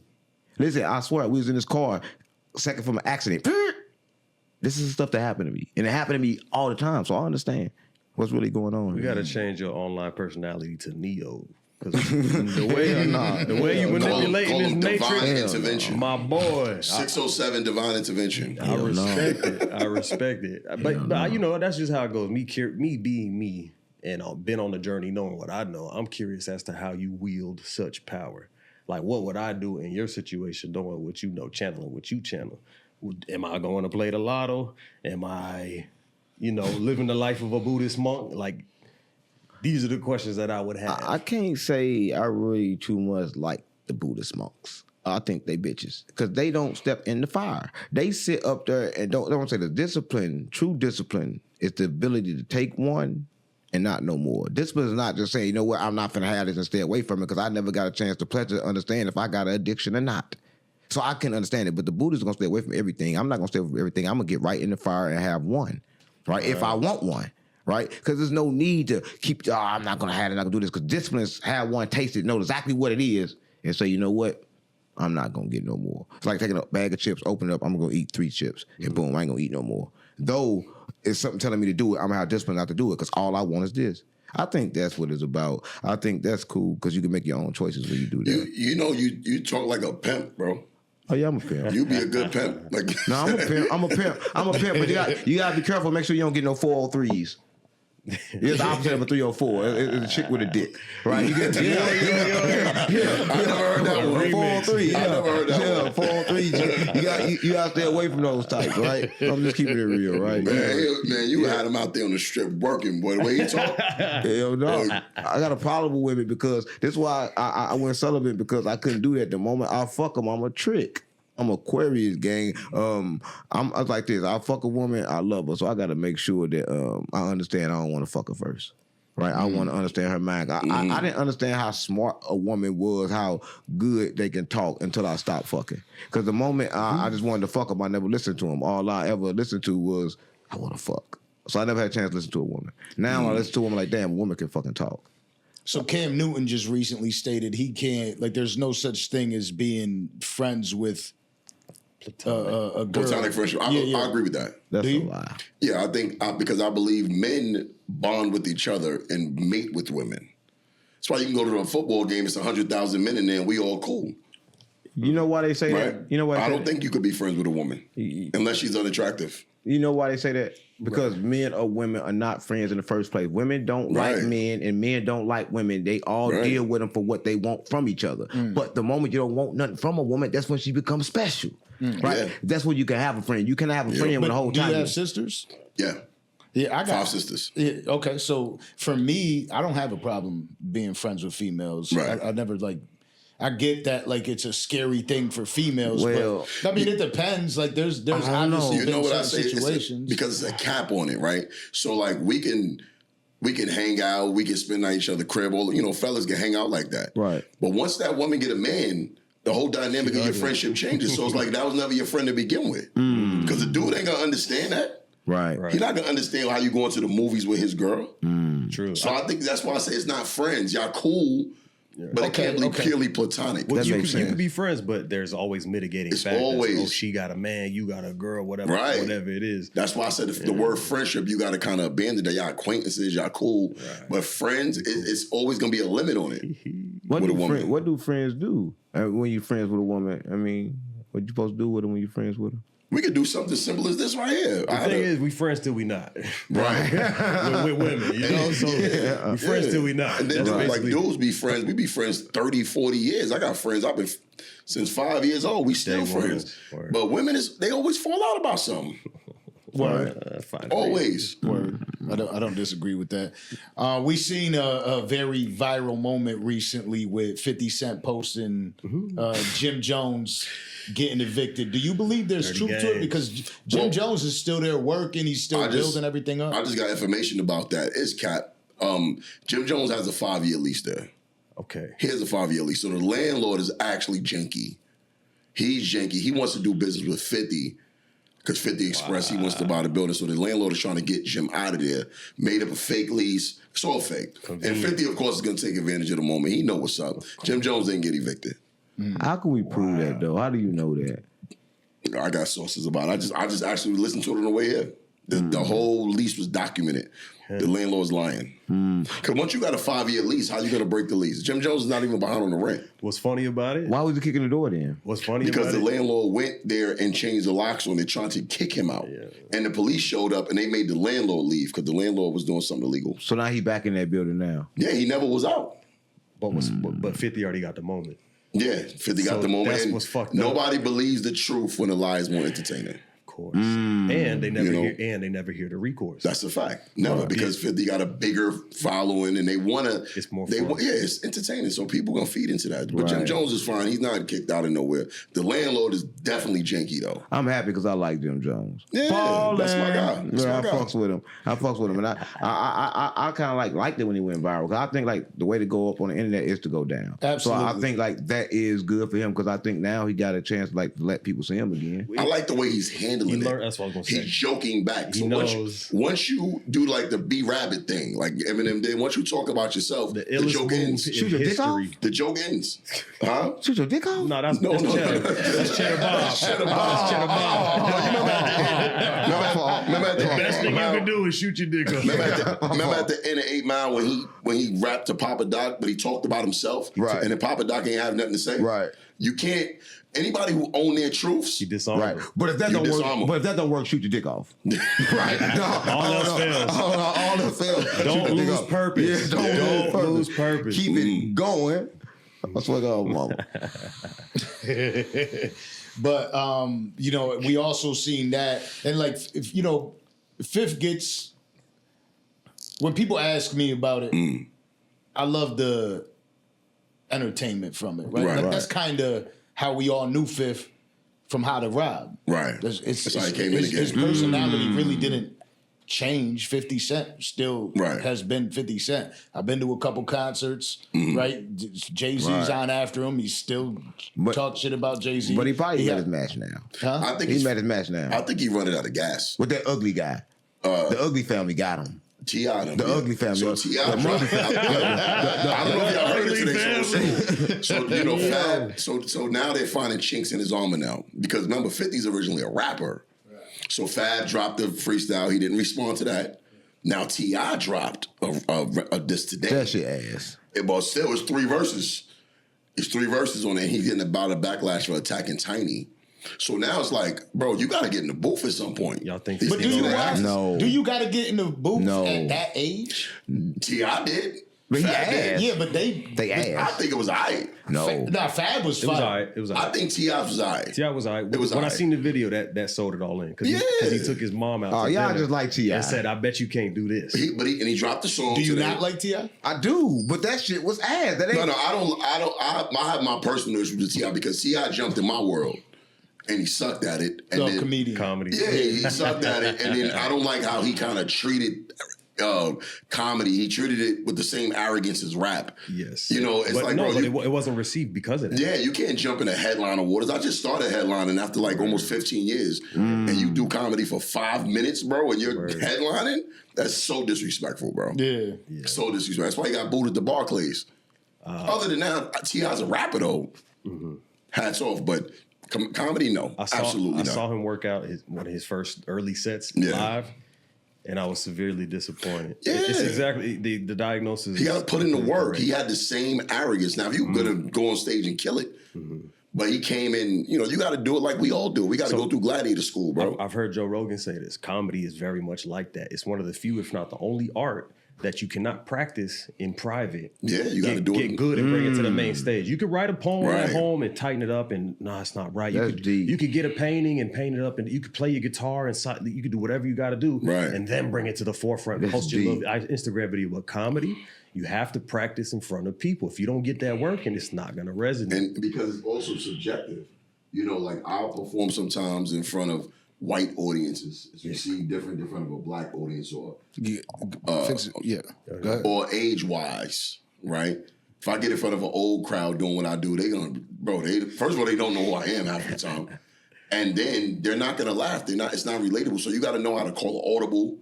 You gotta know who you're in front of. You gotta know how to read the room. City. It's different demographics. Like I won't get the same reception on the West Coast as I do over here on the East Coast. And that's crazy because like I just started actually watching comedy or doing comedy, and the first time I actually went to a comedy show was with Charleston White. And the crazy part, like I was gonna be honest with everybody, watch that man can do comedy. And I'm keeping it real. I don't know. I would like to see Listen, he had sets, bro, and watching it, I'm like, damn, this nigga know what he doing, right? Because he understood. Yeah, he's already a good everything you orator. saying. He's already a good orator, so he's gonna be good at. Right. Like you would do well at comedy. No, listen, I sucked, because you speak well. but I suck. I suck because I've been exposed to it. Like he just said, I understand why I suck because I gotta actually keep doing it. Get the reps. I gotta keep doing it in front of the people. I was trying to do it the same way I do everything else. I was trying to channel the information and do it, but the problem is when I channel, I'm not aware. And so with that, I think you got to be aware. You got to be watching the crowd. You have to be aware of what's going on. But also, you're not funny immediately. See, I tell people this. It's not about being funny when you get on stage. It's about being comfortable.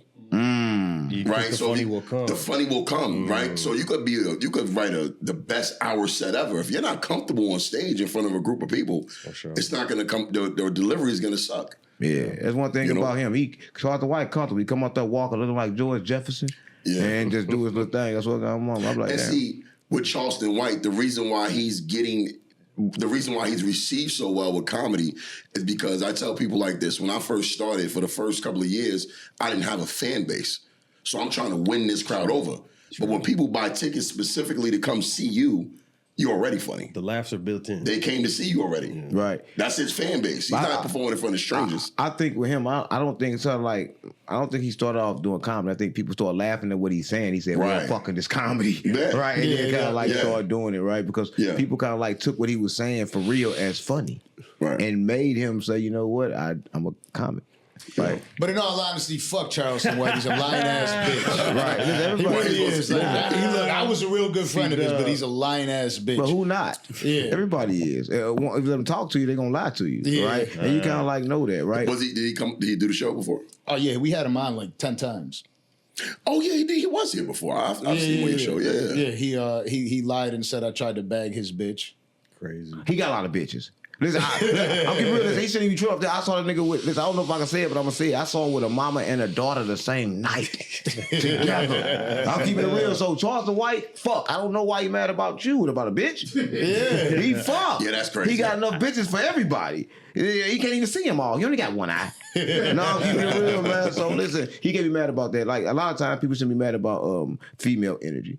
Right, because like they are made to be free, do what the fuck they want. Right, you can't go around telling the female what the fuck she can do, who the fuck she can talk to. But that what men do, they kind of like do that, kind of like get mad. How the fuck you gonna get mad? A bitch gonna do what a bitch gonna do. Tender's what it is. Yeah. I mean, the thing is with me, he says that he got upset the way I handled the situation, but you ain't about to put no motherfucking Live. You ain't about to put no storylines on me and me not tell you to shut the fuck up. 100%. You know what I mean? Like, couldn't give a fuck less about that little guy. Right. You know what I mean? Like, you're not about to sit like, oh well, I would have done the show again if he didn't do that. I don't need to do this fucking show again. Like he's sit doing your you little a old favor. ass home. Right. You know what I mean? Go to the store, purchase a few new eyeballs, and shut the fuck up. Right. Oh man, go grab one of your bitches and shut the fuck up. He got a lot of bitches. He does. He got a lot. He Right. does his thing.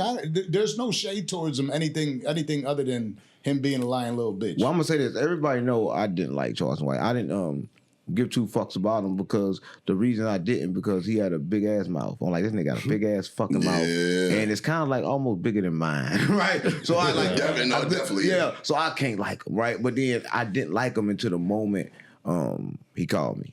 When he called me, I'm like, damn, he called me. Because you spoke to the man. What the fuck he calling me You for? spoke to the man, No, the person. It's what he said when he called me. He said, listen, he wasn't lying. He said, listen, I don't like you, you don't like me, but I'm calling you for the spirit. The spirit needs you to be places. It needs you to do these things. So me and Charleston White have yet had a conversation. And a lot of people don't understand this. I've been with him, been around him. We have no conversations to where you could say a friend have, or not a conversation like we even having like this. Right. I see him when it's time to do the business. We do the business. I'm there. I respect the mission, and then I'm gone. Right? Because I understand with people. I don't get in bed with people. I don't want to fuck Charleston White no more. I used to.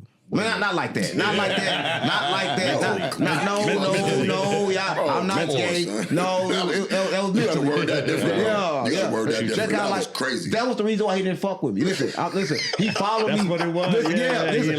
Listen. He followed me everywhere. Crazy. He followed me and shit. And then like he wouldn't talk about my mama. He said something. Now, what you meant by that though? That was crazy. No, Pete, because he about to tell you. Listen, He about to tell you. He went and he had said some shit about my mama and said I was living with my mama. The whole time I wasn't living with my mama. I was back in St. Louis for the first time, right? And I'm like, damn, in St. Louis. My mama came to a video and cussed the cameraman out and cussed me out. But I kind of like, I knew she was going to do a control chaos. I'm telling you, I'm trying to go do what I got to do, right? He said that. So I said I wanted to fuck him. But I wouldn't fuck Charleston White because he's not thick enough. I mean, I'm not gay. No, I'm for real. I'm not. Charleston said I'll never work for him. I'm not gay. I'm not gay. Listen, if you gonna fuck a man, it gotta be a thick one like finesse 2 times, 250. I'll keep it real. If you gonna fuck a man, you gotta fuck 250. That's 250. That's 250. Brick house. I wonder how you feel about the dude that I'm into it with right now online. I don't like dudes. I'm just saying if I did. Nah, no. Yeah. People say about the nigga. You know that what's that cornball nigga name? Mazi with the big fake airplane. That fake ass chain? You know what I'm Mazi, Mazi the rapper? Mazi, he was on like the balloon pop game and he go viral a lot for dumb shit. He be showing off. He been on, and then he did an interview, but he was on a fake private jet. Yeah, he got called out about it. Right. Yeah, we into it right now online, going back and forth, and he keep like trying to show money. Then I found out the nigga was a stripper. Lord. Oh and then somebody sent me the videos, so I posted it. Oh my God! Did he stop now? No, he ain't stopped. See, he one of these niggas that think because you show off a little money. Listen, first of all, I peep all that shit. Like he one of them dudes that put up stacks of money, but I could tell it's fake, right? Because I could peep that immediately. It was too neat. So I actually took the image and put it in AI and asked, was the money real? Fake. Because he had a money counter, like trying to show off what he had, and I'm like, I don't like when anybody does that. First of all, if you a rich nigga, you got any type of money, you kind of don't want nobody to know. Right. Yeah, but you too easily telling people what you got, and you going back and forth with me, bro, with a comedian. That's an L already. No, hell no. That's like going back and forth with Charleston White. Listen, I've never had, and I like some of the shit Charleston says. Sometimes I think he going too far, but I get what he's doing. Correct. Because he does. You and him, y'all don't got the shame factor. You don't have a shame factor, bro. You'll say whatever backlash comes. You don't give a fuck, bro. No, I say what need to be said. I say what need to be said. You can't defeat a person in this like game, that, bro. You cannot defeat a person who's fully absorbed in their own truths, bro. Don't even go at it with him because you're not going to win. You could beat them, and he just gave you the formula. That beat shit, them with love. No, you beat him with, threatening to fuck him. You beat them with love. with love. Threatening to make love. That was. If I was told him to make love, you never know what would happen. So I said, fuck, let him know it's going to be hard and rough. Bro, when you get the fuck away. So the nigga Mazi threatened, he said he wanted to have a boxing match with me. And then I found out that he was a stripper. I'm like, nigga, there's no way I'm getting in the ring with a nigga like you. You a male stripper with fake money. You a male stripper, bro. This fight shit gotta stop. Game was a male stripper. Good for him. He said good for him. Yeah, good for him. Yeah, that's good. That's good. But this is all over the KRS-One shit with the Black Lives lady. That's why you want. Oh yeah, you caught some backlash. Oh yeah. And that's the origination of it. No. It started because I saw the chain. I knew it was fake, and then I called him out. I said, bro, that jumbo jet chain is nasty, bro. It's about this big, bro. It's huge. He said it cost $1 million, didn't he? He said that's what made me do it. He said the chain was $3 million. Yeah, $3 He said he million. had $3 million worth of jewelry. Like Hustle Cartel. While drinking a bottle of Bel Air, bro. That shit is $30, bro. Oh my God. The blue one. Yeah. And then I looked at his clothes. First of all, he's a bigger dude, so pause. And he had on chrome hearts. I know that's fake because chrome hearts don't make that size. How you doing that? Oh, I noticed. this nigga an investigator. I just noticed certain shit. Look, you don't want to beef with a comedian. Hell no, you I know just everything. noticed- Comedian is detail oriented. I noticed certain shit that he does, and I'm like, bro, that's fake, bro. Yeah, I love him. Immediately peeped it. He's a con artist. That's so funny. And then I look at his comment section, and now he got a reality show with a bunch of fat bitches for the love of Mazi or something. He's a cornball. Mazi, you a cornball, bro. Good, yeah. Speaking of viral clips, there's a clip that has been going around. It looks like somebody threw your bike. Come on, man, don't play with none of me. Don't do that. Don't do that. Don't do that. I'm tired of that shit. This ain't nothing to me. I don't know who the fuck that nigga is. But if you watching this nigga, pop out. That ain't me. That ain't even St. Louis. Listen, I'm gonna say this. A lot of people know this. Do you know they went viral in my hometown first? Right, I know somebody from St. Louis did that because that was viral in St. Louis, and I hated it when it was viral in St. Louis. It was going all the way around. And I wasn't even doing nothing but working with the artists. I didn't have a social media when it was viral in St. Louis, and it was fucking years ago. But again, everything's stuck in another cycle. Everything gonna come back. So when it came back, I was mad as fuck. Like I'm mad as fuck. I'm still mad about that I shit. saw an old video of you recently. You used to be a rapper, bro. I told everybody I wrote Have Country y'all seen Grammar. that shit? Did you really write that though? I told him that. People don't believe it, but I'm telling you, I didn't write it directly for Nelly. I wrote it for Ali. Right? It's like Ali's my boy. call him. That's my boy. I'll call him right now. Call him. He gonna tell you. He gonna say. Ali He right gonna say now. he gonna hate me. He offered to I'ma fight call him me, right now. and he wouldn't fight me. He blocked me. I've been blocked for 5 years now. I've been blocked for 5 years now. I'm FaceTime one. I'm calling him He right gonna now. say, "Oh, you cap." Don't say that. I'm gonna see. Yeah. Let's see if he'll pick up. If he gonna pick up, he gonna say, "I'm cap." Let's see if he pick up. Yeah, St. Ali. Lunatic. Yeah, That's my guy. Let's see if he pick up the phone. He might not pick up. He gonna Let's pick see. up. He live in Atlanta with his wife and kids. Let's see. And It's late as fuck too. It's 11:50. He gonna be like, it's why the Monday, fuck is he bro. FaceTiming me? Yeah, because 607 Unc Yeah, wanna that's talk one of to them you you. don't want to answer. Yeah, It's like, you why wanna is he answer. calling me this later? Yeah, you want to This is weird. answer. Pull up. We here. We're in Miami. Yeah, tell him to pull up. Nah, he ain't pick up. He probably call back though. You know everybody. One thing about comedians, y'all know everybody because y'all get along with everybody because y'all funny. Yeah, you have to though. Yeah. I mean, I try to be sweetened because I'm cool with Jimmy, I'm cool with Cameron, I'm cool with Godfrey, and I'm cool with Vlad. There you go. So I like to be sweet, and I don't want to pick a side in this shit. Because like I said, I have business with Cameron, and I'm also cool with Jim Jones. So I don't like this shit, actually. I'm like, damn, that's fucked up that y'all going into it like that. Then I do Vlad, and then Godfrey's beefing with Vlad. Godfrey's my guy. Vlad's my guy. So it's weird, bro. Yeah, it's a tough industry. It really is. Like I'm learning. You know what I'm saying? I'm learning. I be feeling like, but now I notice that everybody, especially older dudes, Right. are using beef to remain relevant. And I think that shit is whack, bro. Like, it's like nobody got no real talent anymore. It's like, hey, let me try to live off this controversy and stretch out my career a little more. It supersedes the talent. 100%. Controversy. Well, 100%. I really don't got a problem with the controversy if it's leading you towards the real talent. But I think when people do it, it don't lead you towards the product, it don't lead you towards nothing. Then like, what the fuck is Diddy doing it for? Right. That don't make sense. I get the play. Like I'm trying to figure out why the fuck is Ray J still running around talking about his heart fucked up when I don't believe it is. Yeah, I don't believe Right. it. So That's crazy. Like I wonder why But people Ray do J that. is a little different. No, but you understand He's that. from L.A. Yeah, he's different. Everybody from LA is different. Right? Listen, I'm glad I'm here to say this. I just came back from L.A. I was on Vlad this past week. Right. I I've never seen a place that looks that much worse than New York City. I don't never want to hear nobody from LA tell you New York is dirty.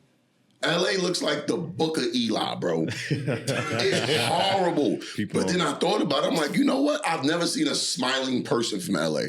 Not anymore. Everybody got attitude, bro. If you think all the rappers, they all like got a permanent grimace. Yeah, Game, Ice Cube. Everybody's so angry and right, bro. I get it. I mean, you with the blue right now, you kind of look like you just came straight. Yeah, you straight look from like LA. Right, but it's a Knicks, though. It's Knicks. Coast blue. That's the East It's Coast. Knicks. That's the Northeast. I fuck with the people, but the city, the infrastructure is horrible. That's why they smoke hella weed. I feel, bro, it's the one place in the country I've been where I felt very unwelcomed. Because it's stuck in the time. Well, and then I'm from New York, too. I was gonna say, is that part of it? That's part of it. I that's think, built in. but it was a feeling like that. I'm like, damn, feels unsafe, bro. I didn't feel safe anywhere. I hate it, bro. You don't know who's who. I'll go there, do a show, and get the hell up out of there. But this is the first time I was there on business, but then it was personal. I hung out a little bit. And I was like, oh, nah, I don't like this shit, bro. It's a little shiesty out. I don't like it. It's a little Pack LA, pack y'all up. Y'all gotta get y'all shit together, bro. Stop talking about dirt. Now, but they don't talk about dirty places. That's why you rarely meet anybody from LA outside of LA. They don't move. Right. They stay the fuck on the West Coast. Hasaan Campbell is somebody who is consistently, and he has, right? He's one of the original. I was into it with him too. Yeah, he's one of the originators. I got into it with him too. Yeah. He's one of the Will. originators of like that style, right? Like of getting on the internet and doing that thing. Do you have any thoughts on Hasaan Campbell? Who the fuck is that? I saw Hasaan Campbell got famous from admitting that he was draped by Africa Bambaataa. He said he thought him. Notorious. Like Kevin Gates. No. That's what Kevin Gates just said. Kevin Gates said he got raped. He got thought. This is Hasaan Campbell. You never seen him? Nah, I never seen him. So his whole image is built off of why he literally waits for some shit to happen and then makes a video about it. And he got pretty big. He's pretty big on YouTube. I give him that. Yeah. I don't understand why people listen to this maniac because here's what I think about him. I think he's unhinged. I think he one of them niggas that'll bite you during a fight or some shit like that. 100%. Yeah, I don't think he's really 100%. gangster. I think he crazy. I think he need therapy. And he no, seriously. I think he uses his platform as his therapy. Like when hoes go to church. Like, bitch, church is not a substitution alternative for therapy. Go get some therapy. Like I think something wrong with him, bro. But it makes a great Instagram. He one of them niggas that'll stab you 40 times and won't shoot you. He get up close. He crazy. I don't trust that nigga, bro. You saw when he was outside of the projects? Yeah. He got shot in the ass. Bro, that shit was one of the funniest things. So it was a video of him. He went back to the projects and he made a video in front of the projects. Right. So niggas in New York is hilarious, bro. So while he's in the projects, niggas are throwing bottles out the window. From the project. Because the project building's like 18, 19 stories. So he don't know where the shit is coming from. Who threw that? So he's crashing out. So then the next video, it clips and then you see he's shot and caught. I hate to laugh at They that. boomed his ass. Yeah, he's on his way to the hospital because they shot him. I hate to laugh at He's in front of the project crashing out. They hit him in the arm. No, it wasn't. that. I thought they shot him in the ass.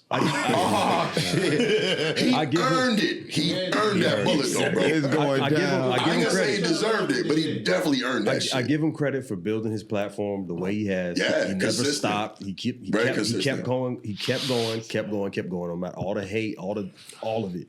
But my problem with him is it's like he's severely deprived of attention.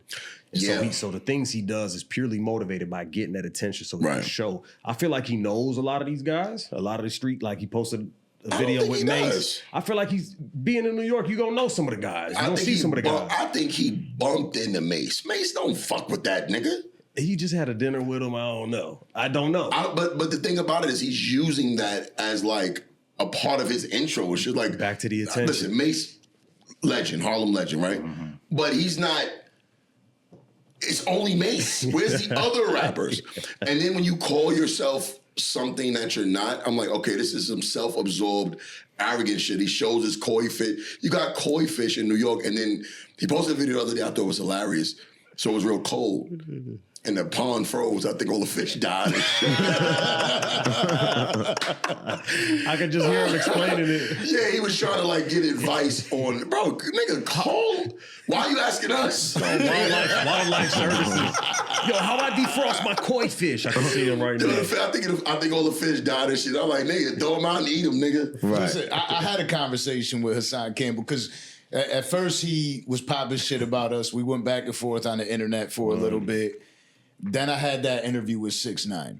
And when I was talking with 6ix9ine, I was like, don't they call, and I was genuinely like asking the question, but I was like, don't they call him Dyson? You know what I mean? Because he got thied. They do. And I meant that seriously, but 6ix9ine can't take shit seriously. Right. So he's like, you say you called him what? You called him what, blood? You know what I said? Hasaan Campbell, oh shit, because he got thied. You know what I said about 6ix9ine? I was like, oh man. I said this on Vlad about 6ix9ine. I said, if you remove all the snitching shit and the controversy with him, I'm like, damn, this dude, I kind of like him. Like, he's kind of like a funny, entertaining He's dude. super entertaining. He's really cool. Right, he is. Yeah, he seemed like a cool. I was like, damn, I wish that wouldn't have happened. You know what I mean? But it happened. But he's another one who's shameless. Yeah. You can't stop a person like that, bro. Absolutely. You can't stop it because I saw some shit on his page the other day. I'm like, this mother, because he's in jail right now, right? Yeah. Still working. This motherfucker's in jail working. Posting rain So bet. before he went in jail, He took all those videos. he took for all of Aiden. them videos, and now he's posting mock videos of him in jail. The one is dropping every day. I said, this motherfucker, Smart. that's a smart dude, bro. Yeah. Before he was a rapper, he was a videographer. Yeah, he Right. sure So was. he understands the show, how Yeah. things will be perceived, not just what's happening, but how will it be perceived? And to him, that's most important. Right. So I'm gonna dye my hair. I'm gonna wear weave. I'm gonna tattoo 6ix9ine. I'm gonna brand myself. What you see, Yeah. it's all intentional. He's the business. He impressed me when we met him. Okay, when we met him, when we did the interview, we pull up to the crib, very cordial. What's going on, y'all? My name's Danny. What's your name? Nah. Right. I said, nigga, you are 6ix9ine. It's on your forehead. I know who you are, but Right. he introduced himself as Danny, and all the conversation, normal dude. Granted, Yeah, there was like dinner there for everybody. He's like, here's well, meals help set for you. yourself. There's Yeah. drinks in the fridge. How y'all boys have a seat. Y'all in my house. My records are over there. Check it out. We in there looking at platinum records. Cool. But granted, I did meet him after you got robbed, kidnapped. Niggas done did Right. unexplainable things to your baby moms. Right. You $1 million short plus off this past run. You done got beat down, abandoned, and abused, locked up, all that. So that's the Danny that I met. Had I met him prior to, it might not feel the same way. Right. But I was impressed when I met the dude. I saw somebody who understands how all this shit is perceived. Right. I was impressed. I was surprised. I didn't know, you don't know what to Yeah. expect. Right. Meeting a guy like that. And it's hard to like separate that. You know what I'm saying? Like, I know how to do that because I'm online. So I know how to separate that shit. I'm like, damn, yeah, you a whole ass nigga for what you did. But I always say he did what he was supposed to do. Because that's who he is. He never was the gangbanger. He never was the dude who wanted to be perceived in that way to He's not a ride or die kind of guy. he's not, bro. Like, if you a bitch ass nigga, then you gonna do bitch ass shit. I wasn't surprised by none of that because the guys who he put in jail, some of them we went to school together. I went to school with these dudes. Like, we grew up together. These dudes are wolves for real. These dudes is real street niggas. So I'm like, why they partying up with a nigga from Bushwick? The Rainbow Kid. Like, he's a Mexican kid from Bushwick. He understood what his benefit was, but he stayed 2 steps ahead of them the whole time. Yeah. And they thought they were taking advantage of him, and he won. He did win. He won. He definitely won. He won. And then I would say at the sake of his reputation, but he like, you know what? I speak multiple languages, and I can just go over here and do reggaeton. Yeah. And I could keep this shit going because people are entertained by me. Yeah. And I said, damn, if it's anything, this motherfucker's smart. Yeah. I'll give him that. Yeah. He's a smart kid. 100%. Yeah, it's definitely wild, like where he's gotten to with everything, and it's in the face of eliminate him. You know what I Right. mean? And you've seen that it's changed now. The way that the people look at rats is completely. He spearheaded that changed shit forever. too. He spearheaded that. Yeah, he really did. He really did change the perception of rats, of what people view as rats, because he was actually in party with the people he put in jail, right? So when you say, and then he started exposing other people, like, well, if I am, then he is too. He was never afraid to call out the people who we, Right.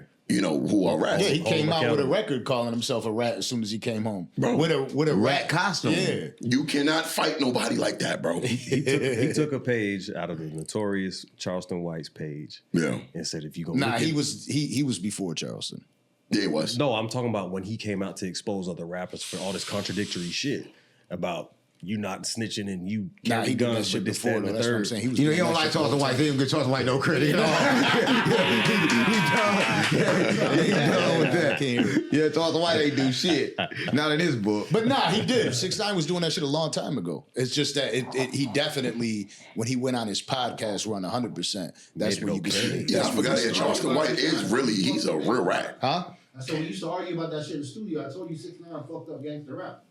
Back then. Yeah, but I told you he was unkillable. I told you he was. I who have he an was. interesting theory on 6ix9ine too, and maybe you guys understand what I'm saying. In New York, right, there was a certain voice and a cadence that was used in hip hop in the '90s, and I think he knew that, and he blew up because of it. So if you listen to, K Flock is right. Yeah. If you listen to K Flock's voice, it sounds a lot like 6ix9ine's voice. But if you take both of their voices and you go back to the early '90s, they sound like Onyx. Yeah. That's the New York growl. So it wasn't that 6ix9ine was so good at music. He used that same cadence to his advantage. So sometimes people are attracted to what's sonically pleasing. That's why Southern hip hop was able to take over. Because although they're not that lyrically inclined, the sound is like It felt good. right. Yeah. It's kind of like because music itself was born. American music itself was born in the South.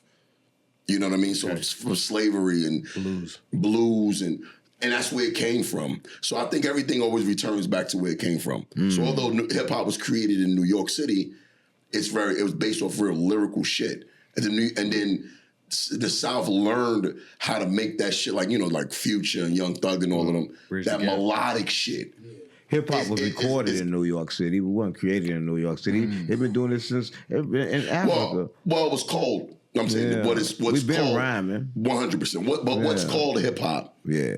It comes from New York, but it was never about the beats and the sound of it. It was about what they were saying, right? Because the original hip hop was political based. It was About the DJ, really. the DJ, The MC. right? So you got your KRS Ones and your Rakims and all of these guys. There was a message behind that shit, and then all of a sudden it's like nobody give a fuck about what y'all talking about. We want to dance and have a good time. Where's the bitches? Right. Who does that better than anybody? The South.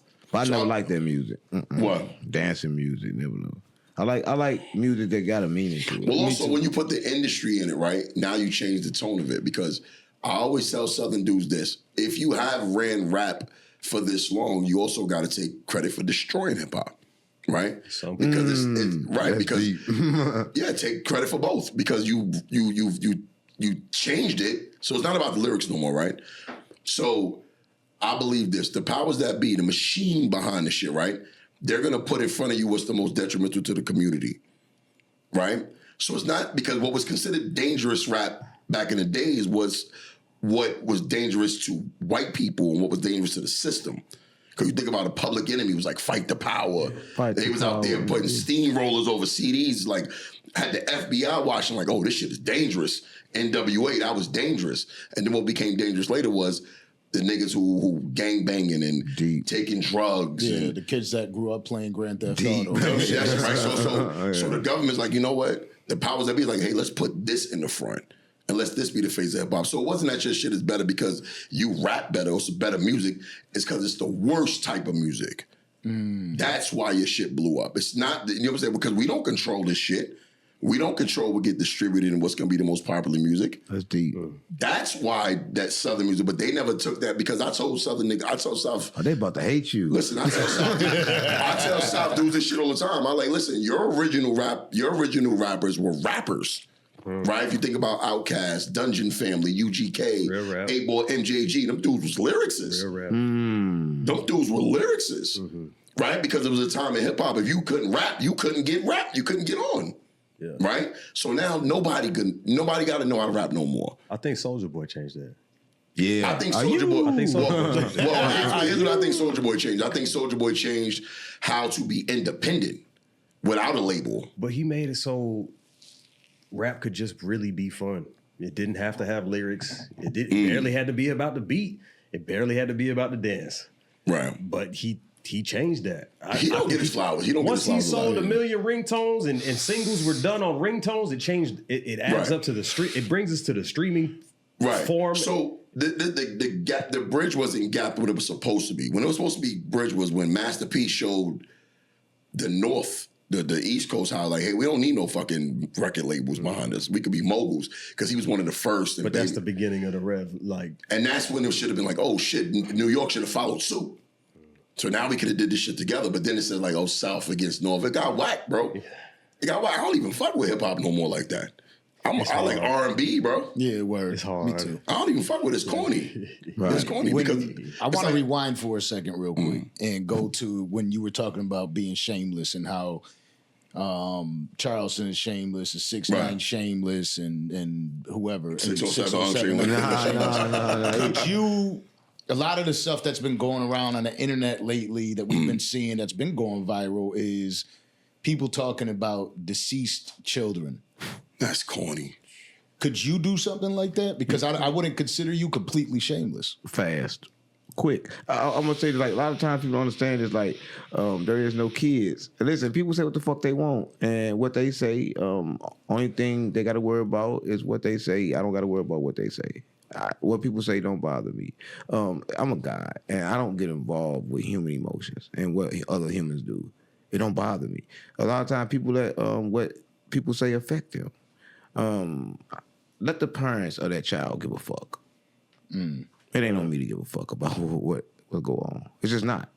But is that your style to even get into that type of conversation? Like, could somebody piss you off enough to have that conversation? In this moment, it's not. Okay. But I won't say because who knows? I may look at that kid and see something else, see something that people can't see. And I may speak on it. I may not. I don't know. I've never been in that situation. I believe that people be in a situation, they be the coping mechanism, like I'm saying, or they brain completely shut off. And they got emotional. And they just spoke some shit. And they try to clean it up later. Like when Charleston White said, he tried to clean it up later. He said, I wasn't talking about that baby. I was talking about the body. Right? People try to clean up the shit they say because they say shit out of emotion. I try not to say shit out of emotion, so I ain't got to clean shit up. Right? But if I say something about a baby, I probably fucking mean it. Big if. Yeah, if. The worst thing I say about a baby is the baby is ugly, bro. Oh, baby's ugly. Yeah, for the first month or two. So can I get a top 5? I'm going to ask you for a couple top 5s, but I'm going to ask you this top 5. Top 5 ugly babies. Top 5 ugliest people on social media. You're bald. Finesse 2 times. That's an ugly ass nigga, bro. Bro-rilla. Bro-rilla is wild. Glow-rilla. Nah, glow good. The old glow. The old glow is great. The old glow. Glow's great. No, glow right now. She It's a fake glow, though. She put that money in That's there. That's fake. all right. She dressed. That's fake. That's not glow. You know what I love about Glow? Her personality, bro. That shit is correct. Like, bro, she has a beautiful personality. How bro. you know? That's that That's not what her sister said. You gotta go by understand what Bro-rilla said? Her sister has the falseness of entitlement, and I'm glad that we saw that shit firsthand. No, everybody show everybody different people. She showed her a version of her, and now you see a different version of her. And listen, she saw everything she said she saw. Listen, sometimes, well, all the time, it's the closest people to you that fuck you over, bro. All the time. I don't think it's because I think that strangers will not, your family and friends won't truly support you until strangers celebrate you. That's true. That's true. Right. Because I've had that happen to me. Like, I watch the same people, like, before, like, when I was doing shows and shows was free or they was $5 and $10. Everybody came through. And then they started seeing it climbing. So kind of like, I don't see them in the comments no more, but I see them in public. And they're like, yo, bro, I see you doing your thing out here. And I'm like, nigga, you don't fuck with me like that. You only saying that because you bumped into me. Because you see me. And now you see me on different platforms, and I'm looking on these different pages, and I'm seeing comments from these same people. Yo, that's my man right there. Yeah, but I was always the same person. I just kept working. You know what I'm saying? And that shit happens all the time. And I'm glad that we're seeing this firsthand, what's going on with her. Right? Because maybe Glorilla, because she from Memphis. That shit is the slums, bro. Yeah. I saw the crowd she used to keep before she blew up. And maybe she wanted to get the fuck away from her family. Right. Everybody do. Her specifically. Yeah, her, bro, look how they... But she don't even know the value of money. Shorty said, yeah, we won $2,500. That's a lot of money in the trenches. 20. In the trenches. Why did Trump give away 2,000? It's all thing I understand said that. her sister doesn't That's a lot of money. understand about $2,500 Yes. nothing to Glorilla. 2,500 is a lot of money in America. It's a bro-rilla. It's a bro In America, do you know what it takes to be rich in America? Do you know what rich is? Like, do you know that 2,500 is a lot of fucking money in America? Everybody watching should look up what 2,500 in your bank account right now. Where you at in America, as far as like wealth, right? I'm just saying that people don't I understand. don't disagree with that. The value of But money. hold on, Ain't nobody got Glorilla might be 2,500. smart too. She really smart. She might be smart. Shit short-lived. She might short-lived. have It's a short-lived. plan here. It's short-lived. I Very see what you're short-lived. saying. Get on how you could get on, but it seemed very short-lived. At the end, what's the talent? What's your talent? What are you gonna do? Talking shit about your sister. It's always short-lived. That's all people gonna ask you about is your sister. Nobody gives a fuck about It you. was short-lived for Finesse 2 times, brother, too. It's always short-lived for everybody to do that. I wish Finesse 2 times would get back to rapping because that nigga can rap. He can rap. He can rap, bro. He can rap. I wish he get back to that. But top 5 ugliest people, bro, it's a lot. I think Yeah, top give 5 us the people. top 5. Give us the top 5. Ugliest is too many, bro. We can do top 5 people. No, top 5 ugliest social media personalities. And don't say me. I'm already here. Yeah, you ugly nigga. Not in the room. Not in the room. Is he exempt? Is he in the top 5 for you? I'm in the top 5. Nah, he didn't. I mean, I better be top 5. Everybody sitting right here with me. I hope I'm top 5. Everybody should be top 3 right here. Shit. when I Unless say ugly, here niggas look gotta good. be unbearable, bro. Like, and women too. Like, God damn, that's an ugly motherfucker. Damn, I never thought about that. You have As far as Finesse up social there? media personalities, nah. Finesse not ugly? I mean, I think all men is ugly. Yeah. Finesse is like super ugly. He like the ugliest of the The ugly. nigga, and he don't blink. Yeah, he ugly. Listen. You watch him, he don't blink, bro. No. Finesse 2 Niggas times. who don't blink scare the fuck out of you. I used to be scared of you. I'm like, until it fall for extra shit. I'm like, oh, he ain't really like that. Yeah. You see what 'Cause I thought you was gonna stab him, bro. I'm like, this nigga crazy. What if I told you I had a gun in my pocket? I might believe you. Right. I'm gonna tell you, it wasn't about Was that in LA? I You did, gotta- yeah. Yeah, you definitely had a gun. I did exactly what I was supposed to do, right? I don't think people understand that. But the most ugliest people in the world, you got to put King on there. That nigga ugly. King is one ugly nigga. King is one Shout ugly out nigga. King. That's one of the guys, too. King, listen, I love King. What, No, T.I. son? Yeah. So you know, I met King. Actually took a picture with him. I was in Atlanta. Like, take a picture with King and do a little skit. And I was finna do a little skit with him, but I had to go and shit. But that nigga was ugly in person. You know, too. he a bad, you know what it is? And he's not even mixed. That nigga, he albino. He came out wrong because he came out wrong. A lot of people come out wrong, bro. Like, damn, that didn't work out the way you thought it His would. mama came up wrong too, cause she ugly like him. But she wasn't always. Tiny used to be bad back in the day. She made herself like that. She did that to herself. Tiny was a cutie during Escape days. Oh, she probably was. But She was a cutie. She was the baddest one in the group. Just kicking all that. She did the same shit Little Kim did. So how the fuck her son come out looking just like her new face?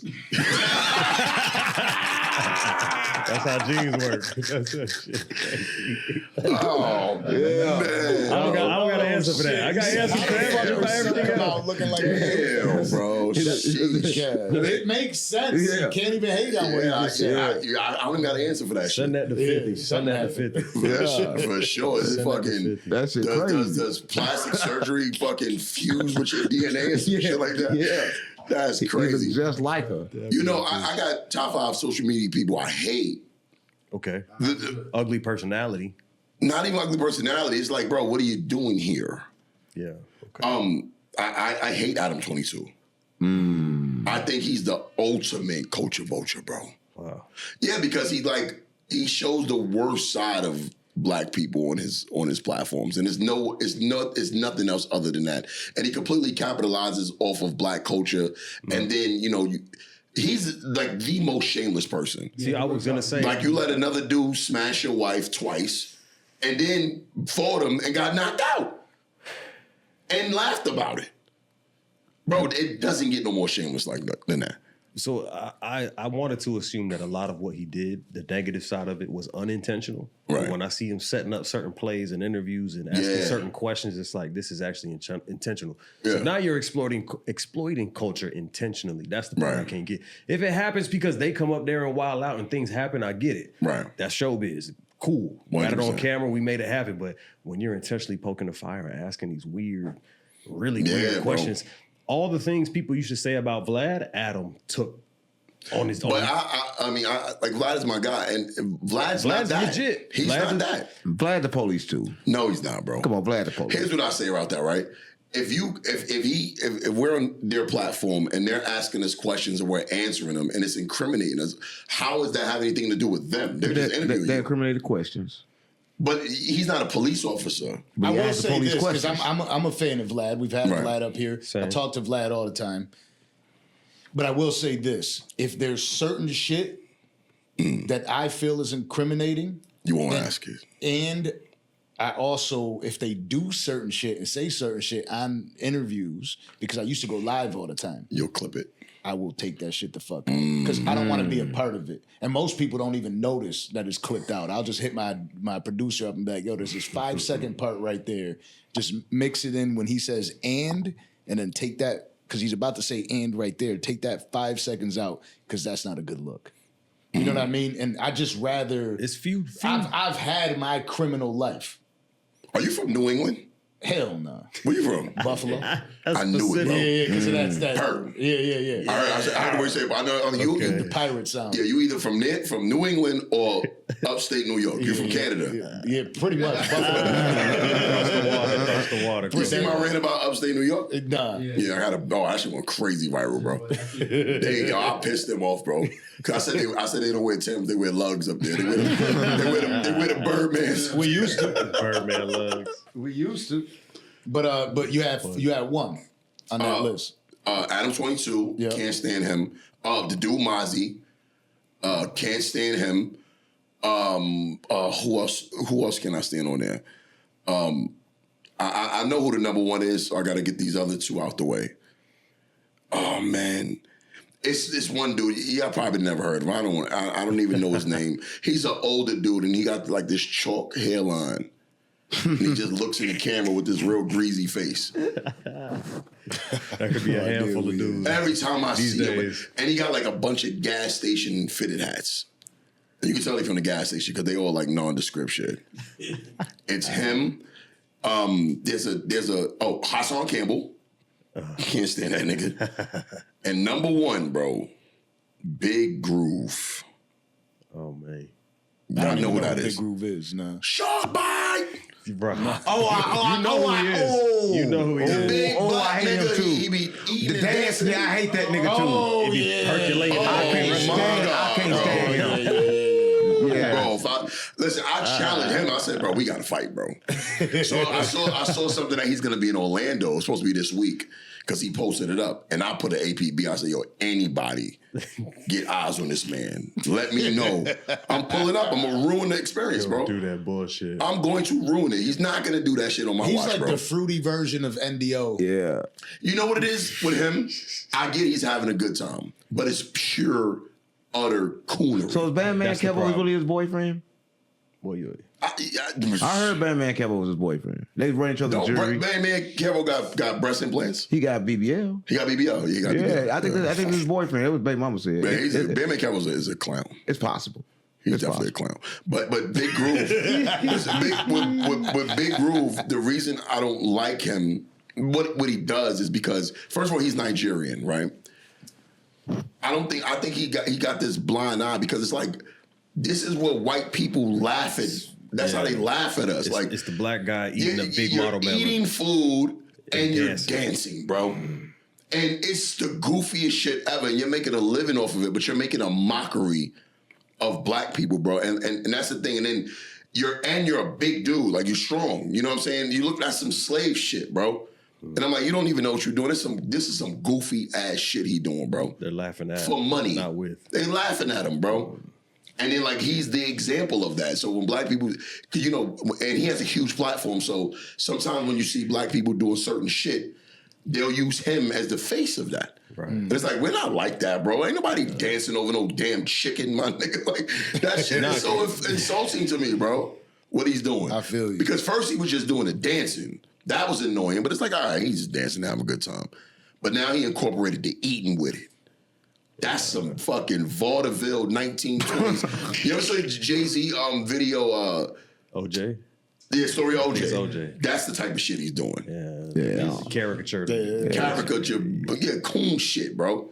Yeah, he's a goofy. It's not a good look. Right. Yeah, and then he on steroids too, because I peeped the sweater under his armpits when he be dancing. They're like, this nigga on you up there with steroids. It's one of those things where the white people love it and black people are like, bro. Yeah, it's like, we gotta explain this nigga. Like, yo, we ain't like that, bro. That's him,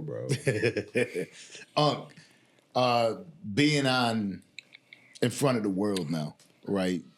Constantly getting interviewed. A lot of people want to speak to you. A lot of people want to bring you on their platforms. What do you feel like is the biggest misconception about you? What do people get wrong about you a lot? That they get everything right. Because like whatever they think is what I am. I can't determine that. What I think I am, I'll never be. People gonna choose to hold on to whatever I made them feel. So I ain't determined to that. The thing that I really like the most is that people think about me, right? Because people didn't think about me before, or they didn't express what they thought. Right now, people are expressing it, so I kind of like it. It don't matter whether it's good or bad, because there ain't no good or bad to me. But if they think I give a fuck, they wrong. I don't give a fuck what they say. A lot of people call me a zester. They call me fake prophets. They call me everything, but everything they say is not true. Not to me, because I think I'm a better person than what they think I am, right? I can say this, though. If something did have to fuck me up, if something did fuck me up, the moment that fucked me up on the internet, I think the most was the 4 Extra moment. Right? That fucked me up because, like, I had a gun in my pocket. I wanted to hurt him, right? But I'm like, I can't do that because I'm standing for something totally different right now, right? And that hurt my pride after that, nothing else. I think the funniest shit I saw, bro, because to me, like, you came out of nowhere, bro. To me. To everybody. You came. I'm like, who the fuck is this dude? Because the first time I saw you, you was on, I think, off the porch. Off the porch, yeah. Off the porch, and you had your artist there. Right. And I forgot what you said to him. You kind of embarrassed the nigga, and he got up and walked off. Right. I told him the music was ass. Because it was.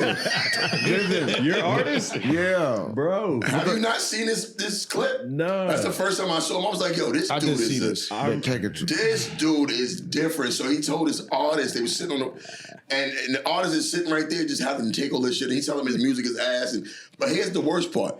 You know when you speak indirect to somebody, say if I got a problem with him, I'll be like, yo, who's this bitch ass nigga right here? And I'm saying it. The nigga that roll with you. He's saying it to the interviewer, and the artist just got and he's pointing back at him as he's talking about him. I say, yo, this dude is different. Who is this nigga? But he sounded so bossed up. It's like he's came out of nowhere, but the way his energy was like he's already been here. He know what he's saying. That was the energy. I'm like, yo, who this? I'm like, the way he's talking, he sound like somebody I should know who he is already. Word. Right. But it was the first time I saw you though. That's high praise. Yeah. That's important. That's important. Well, I'll say it. I'll say it because of this. When I first heard of you, and when we were talking about doing the interview, I obviously had my own misconceptions. Right. And one of them was like, I don't want that Orlando Brown moment again. You know what I'm saying? And I was clearly wrong. And I obviously, you know, shout out to Angel because she was the one who called me, and she tells me, she's like, you sit down with Charleston all the time. And you see, you were the one that had a conversation with him, bring him on the platform, and he shows you the man. And she's like, the thing that you don't know about him is he's highly intelligent, right? And he's capable of having those conversations just the same. You just got to be able to listen to him and understand him. And I had that misconception, and that's why I was bringing it up. Because I feel like there are people that are afraid to platform you because they don't know where it would go. Because you see something like No Jumper. Oh, well, this is what goes on if you bring them on a platform. And that's what they're afraid of. And it takes away from you because those people are wrongfully afraid. They're like, oh, I don't want to bring them on there. And that takes away from your pocket because that could be a great moment for them, a great conversation for that platform. They bring you on, they have that. I'd like to think that our platform has highlighted people in different ways, that they've been able to go to others, and the other platforms are like, damn, I want to pay that guy. I want to have a conversation with him because he's bringing a lot more to the table. That's what this conversation so far for me today has done. Right. Because I'm listening to it and I'm like, it's not crazy what you're saying. I was just watching it from the wrong lens. Right. Well, thing is, I can't go where I ain't supposed to go, and it always gonna come back for sure. Right. I'm gonna tell you this. Right. I saw your platform. I wanted to come on. I couldn't come on, but I'm on. Right. It came back because like a lot of times people don't understand that everything come back. Right. I'm different people at different moments. Probably at that moment, I was somebody that you probably shouldn't have had on your platform. But at this moment, I'm somebody you should, right? It just changes, right? And it constantly changes. Just make sure you constantly be aware and know who to keep around you because people are constantly changing, right? But for me, I don't worry about that shit because, like, I am in an environment that you put me in. If you invite me to your place and then whatever happened is your fault because it's your environment. I'm coming to your environment. You're not coming to mine, right? A lot of times people don't understand that. And I'm not doing no interviews nowhere unless I'm traveling. Like, I'm in Miami. So I'm in Miami, I'm gonna come here. If I'm in different places, people want me to come, I don't come. Anyway, right? A lot of people want me to come, I don't come. When I'm moving, I come. When I'm still, I'm still. But everybody want me to come, I come. But if your shit get fucked up, it's your fault, right? If something happened, it's your fault because you possess the energy. I didn't possess it. Is there any platforms you just wouldn't fuck with at all? Listen, I'm gonna say this. I gotta find out. A lot of times people ask me to do something, I say no. It don't be about the money, I just say no. Yeah. It's just a vibe I get from their voice. Right. Their voice is just off. For me, it's Adam 22. Adam 22. I wouldn't fuck with his platform. Hell no. You wouldn't do Adam? Nah, bro. Pause. Not now.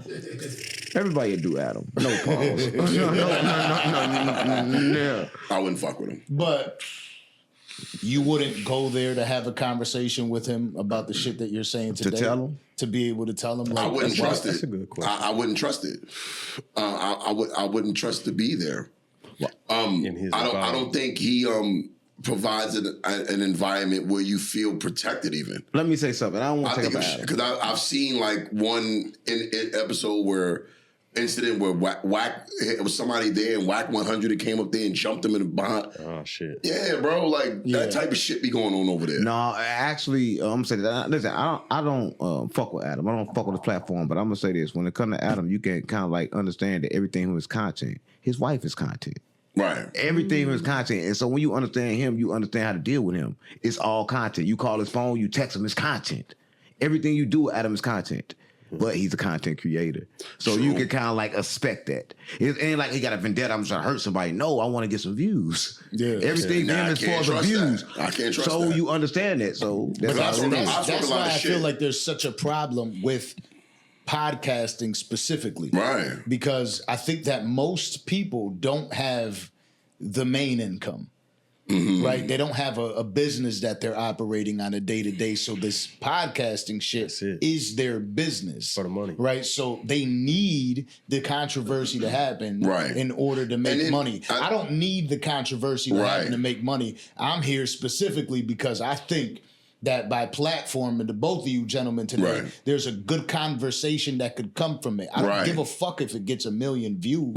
I like that. Okay, you know what? Somebody watching from that lens today is going to be able to get some gems and grow from it. To look at somebody and be like, you know what? I genuinely fuck with this person. I understand this person. And it's just a regular conversation. But other people don't want that. They want it to be like, oh, well, low-hanging shit, fruit. what the fuck? How do I this isn't making me enough money. Like, you could go off on a tangent about hip-hop, right? And you could talk about it, and they're like, you know what? I might not want to hear that. I don't care about the people that don't want to hear it. You know what I mean? I want the people that want to hear it.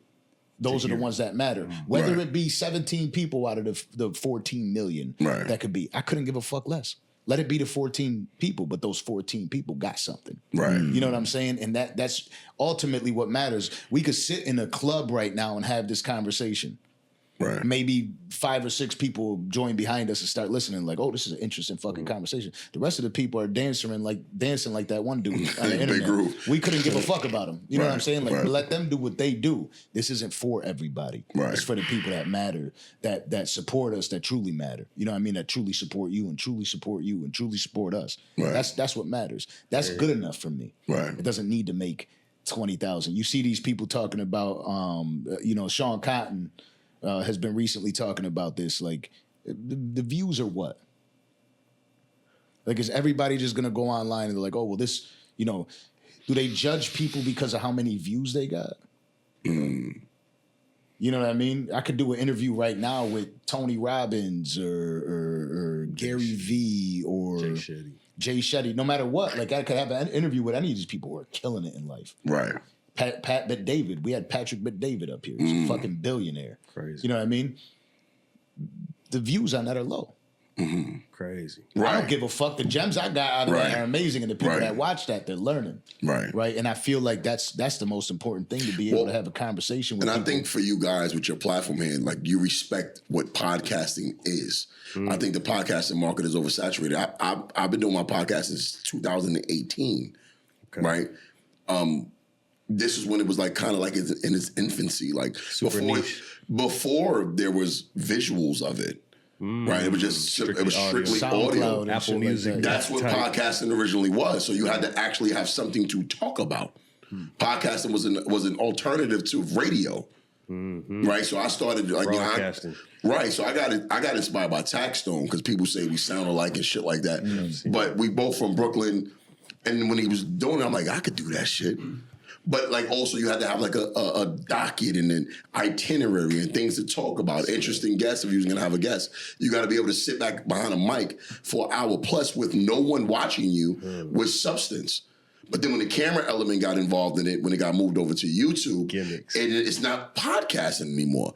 And I think for this platform, you guys still respect the actual thing of what podcasting is, the substance. Long form conversation. That's what podcasting really is. Yes, sir. Now it's about every celebrity just pick up a microphone, and because your career is failing, now you want to shift over to real shit. Yeah. Now you want to shift over to an avenue that people actually put the time and the energy into, and you're using your face card as your entry into an industry that you really don't give a fuck about. It's just a new way to make money. It's true. That's nasty, bro.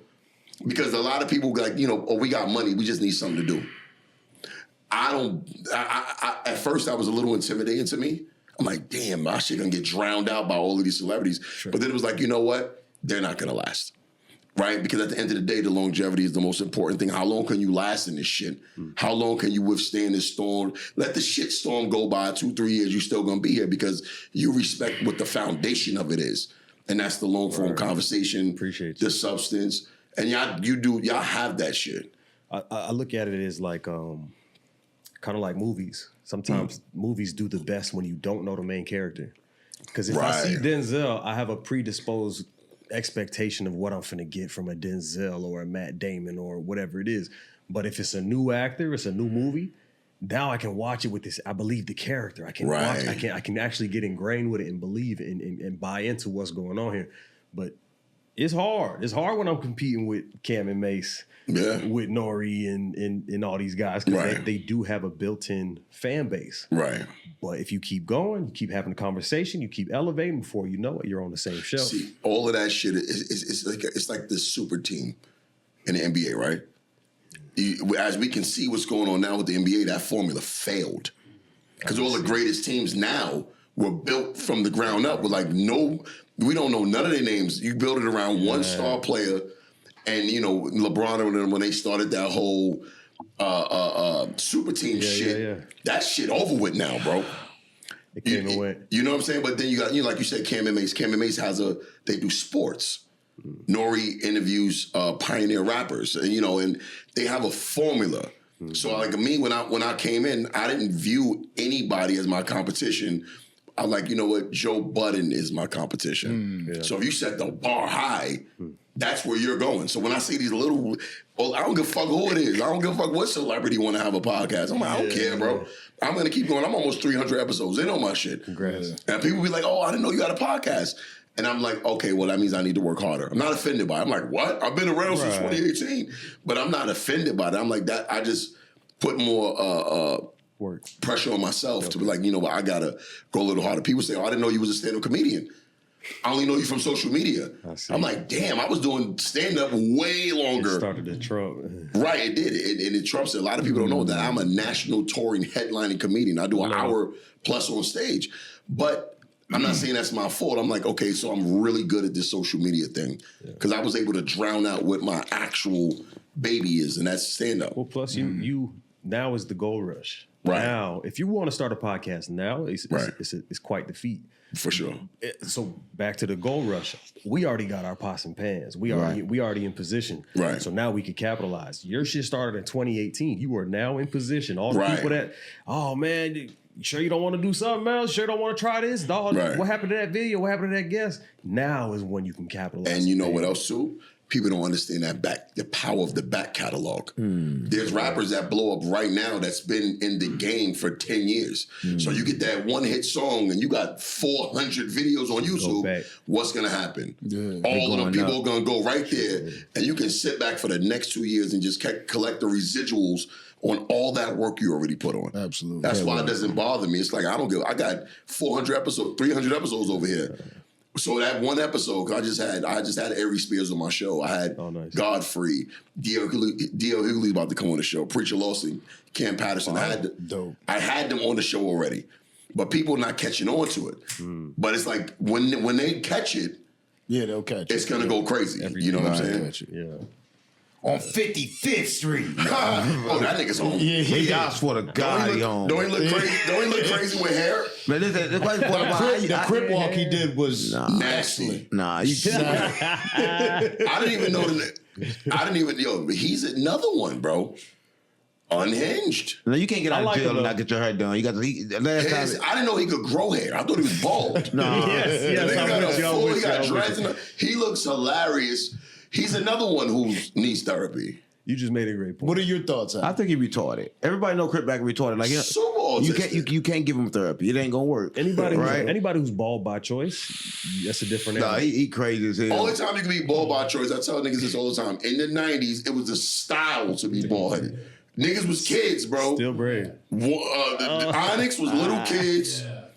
Pac was young. Pac was young, had the bald. Remember this group called, the youngsters. Yeah, they were little kids with bald heads. That was the name. Yeah, everybody had a bald. It was like in order to be tough, you had to have a bald head, no facial hair. Now that shit look like you just spoke about the Matrix, my nigga. What's your thoughts on him? For me, it's the same thing. Like, you know that Adam didn't pay him no money because he ain't put out no clips. He put out the full video. He ain't get paid no money. He don't make no money over there with Adam. He couldn't get his hair done.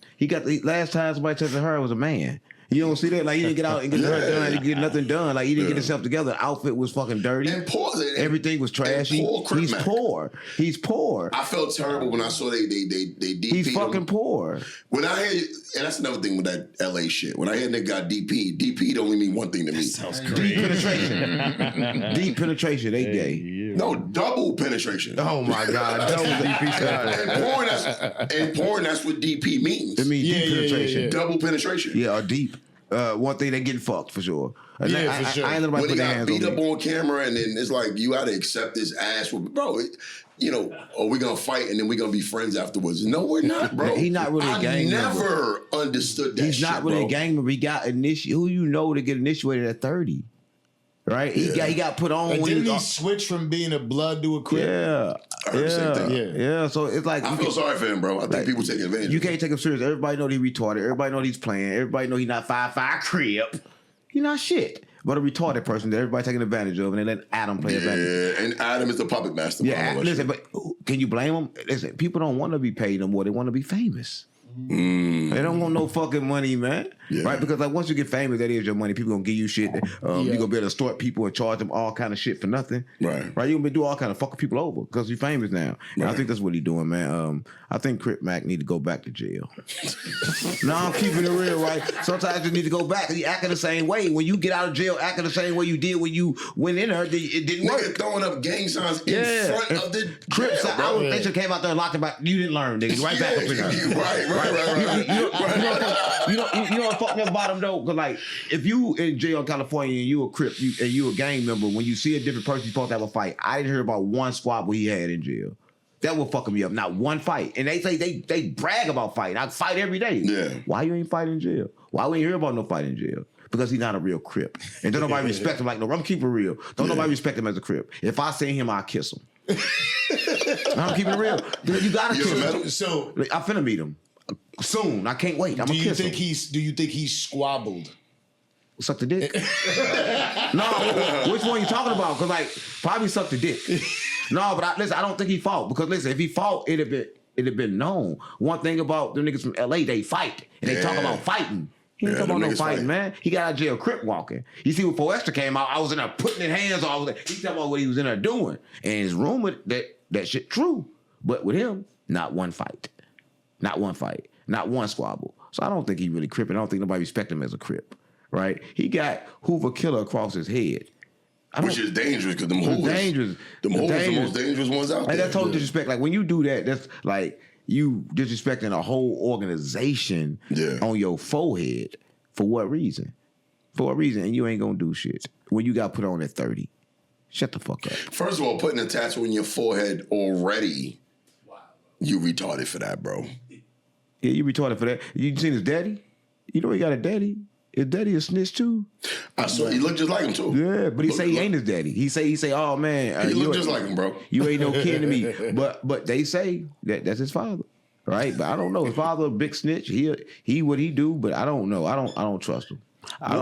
What do you think about everything that's going on right now with the stories about Big U?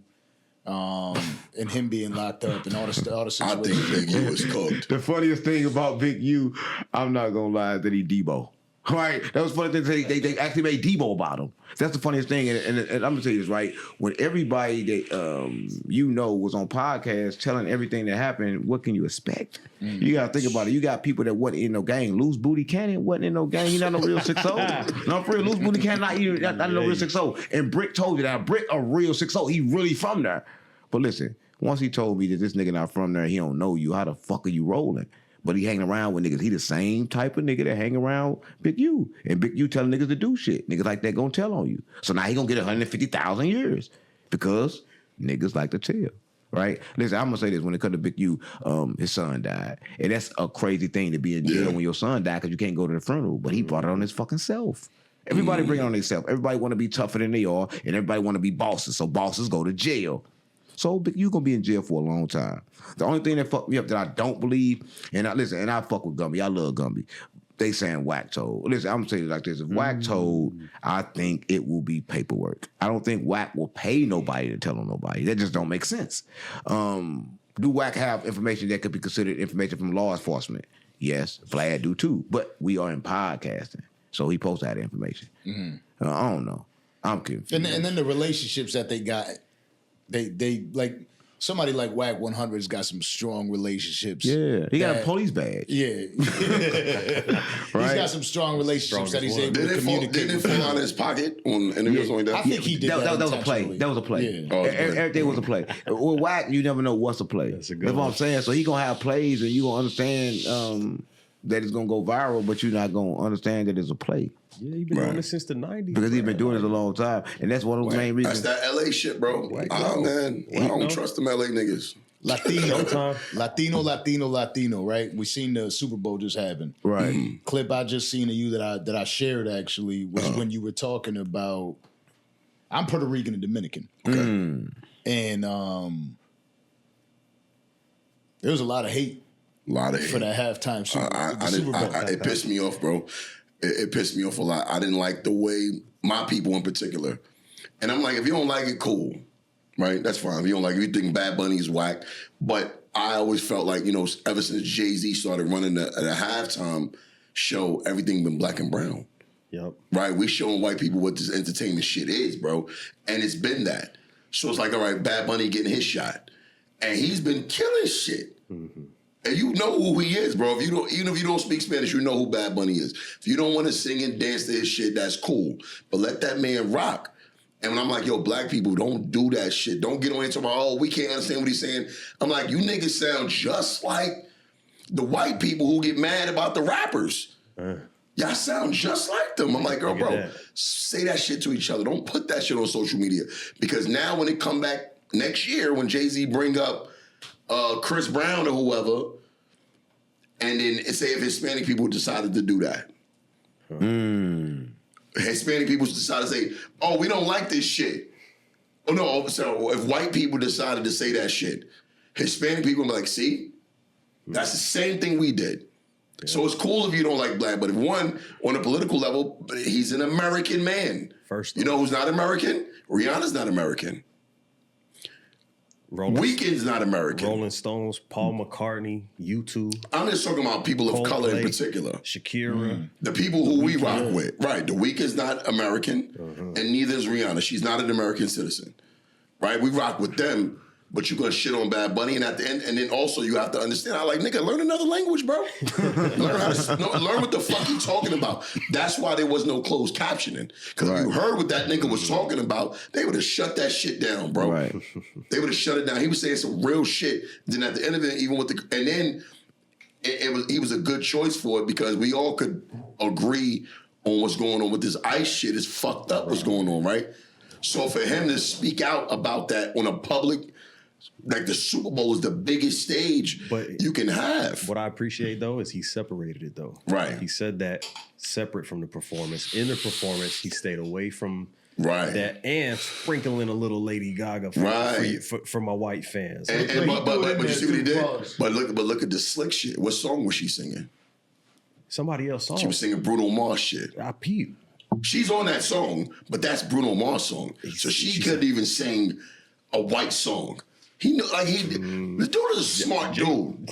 He's a smart dude. Yeah. Call him what you want. Bad Bunny's a smart dude. At the end of it, you saw the Jamaican flag up there. You saw the Haitian flag up there. Yeah. He showed love to everybody, right?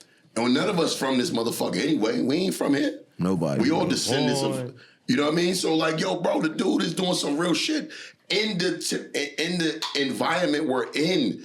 With the ICE thing, he's showing resistance to the system, and y'all yelling because you don't understand what this man is saying. Nigga, learn how to speak Spanish, man. he also had the first halftime show, to my knowledge, that really genuinely carried out a message about him inspiring the youth, but not like that. Because Beyonce came up there, she had the Black Panther shit. That's different. Yeah. Because he can't do that. Right. They'll burn the stadium down. And even then, he showed us, if you peep the beginning, that was slavery he was depicting. There was slavery in Puerto Rico. How the fuck you think they got over there? Mixing with the Tainos and all that. You know what I'm saying? That was sugarcane fields out there. He was showing everything. I'm like, yo, this shit is powerful. Yeah.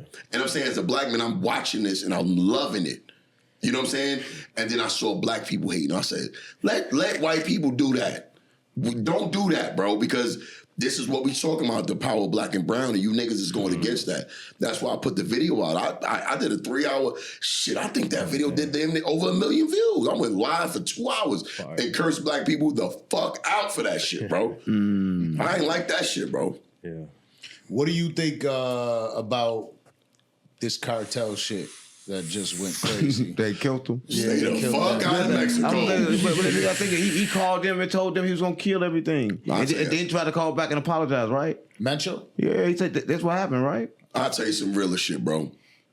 Right now, we're seeing that at the end of the day, if America, the one they killed at the airport, right? That was what I'm saying. No, they killed the cartel leader, and the cartel is fucking shit up. Yeah. America could end the cartel in 24 hours if we really wanted to, bro.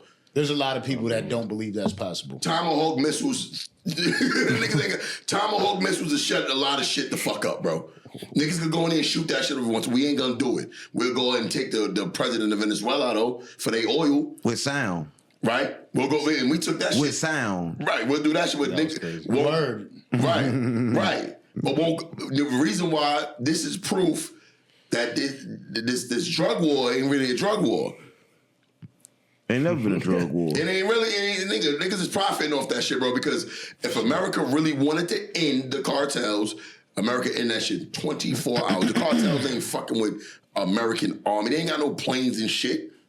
They ain't got none of that. Yeah, they got a crazy army, but war is not fought on ground anymore. It's not like we sending troops. This ain't motherfucking Black Hawk down and shit. when niggas going in there like this, no, they shooting shit from the air. Mexico don't got none of that. They don't have not the cartels. They don't have that type of firepower. Even their military ain't fucking with us at all. But why won't we do it? We can. That's our neighbors. We'll go fuck with Venezuela. I think we're setting up to do it. Yeah. I think that's the whole reason we're even seeing. I think everything that you put on, that our government puts on television is for a fucking Man, the cartel been selling drugs for the government for years. But, right.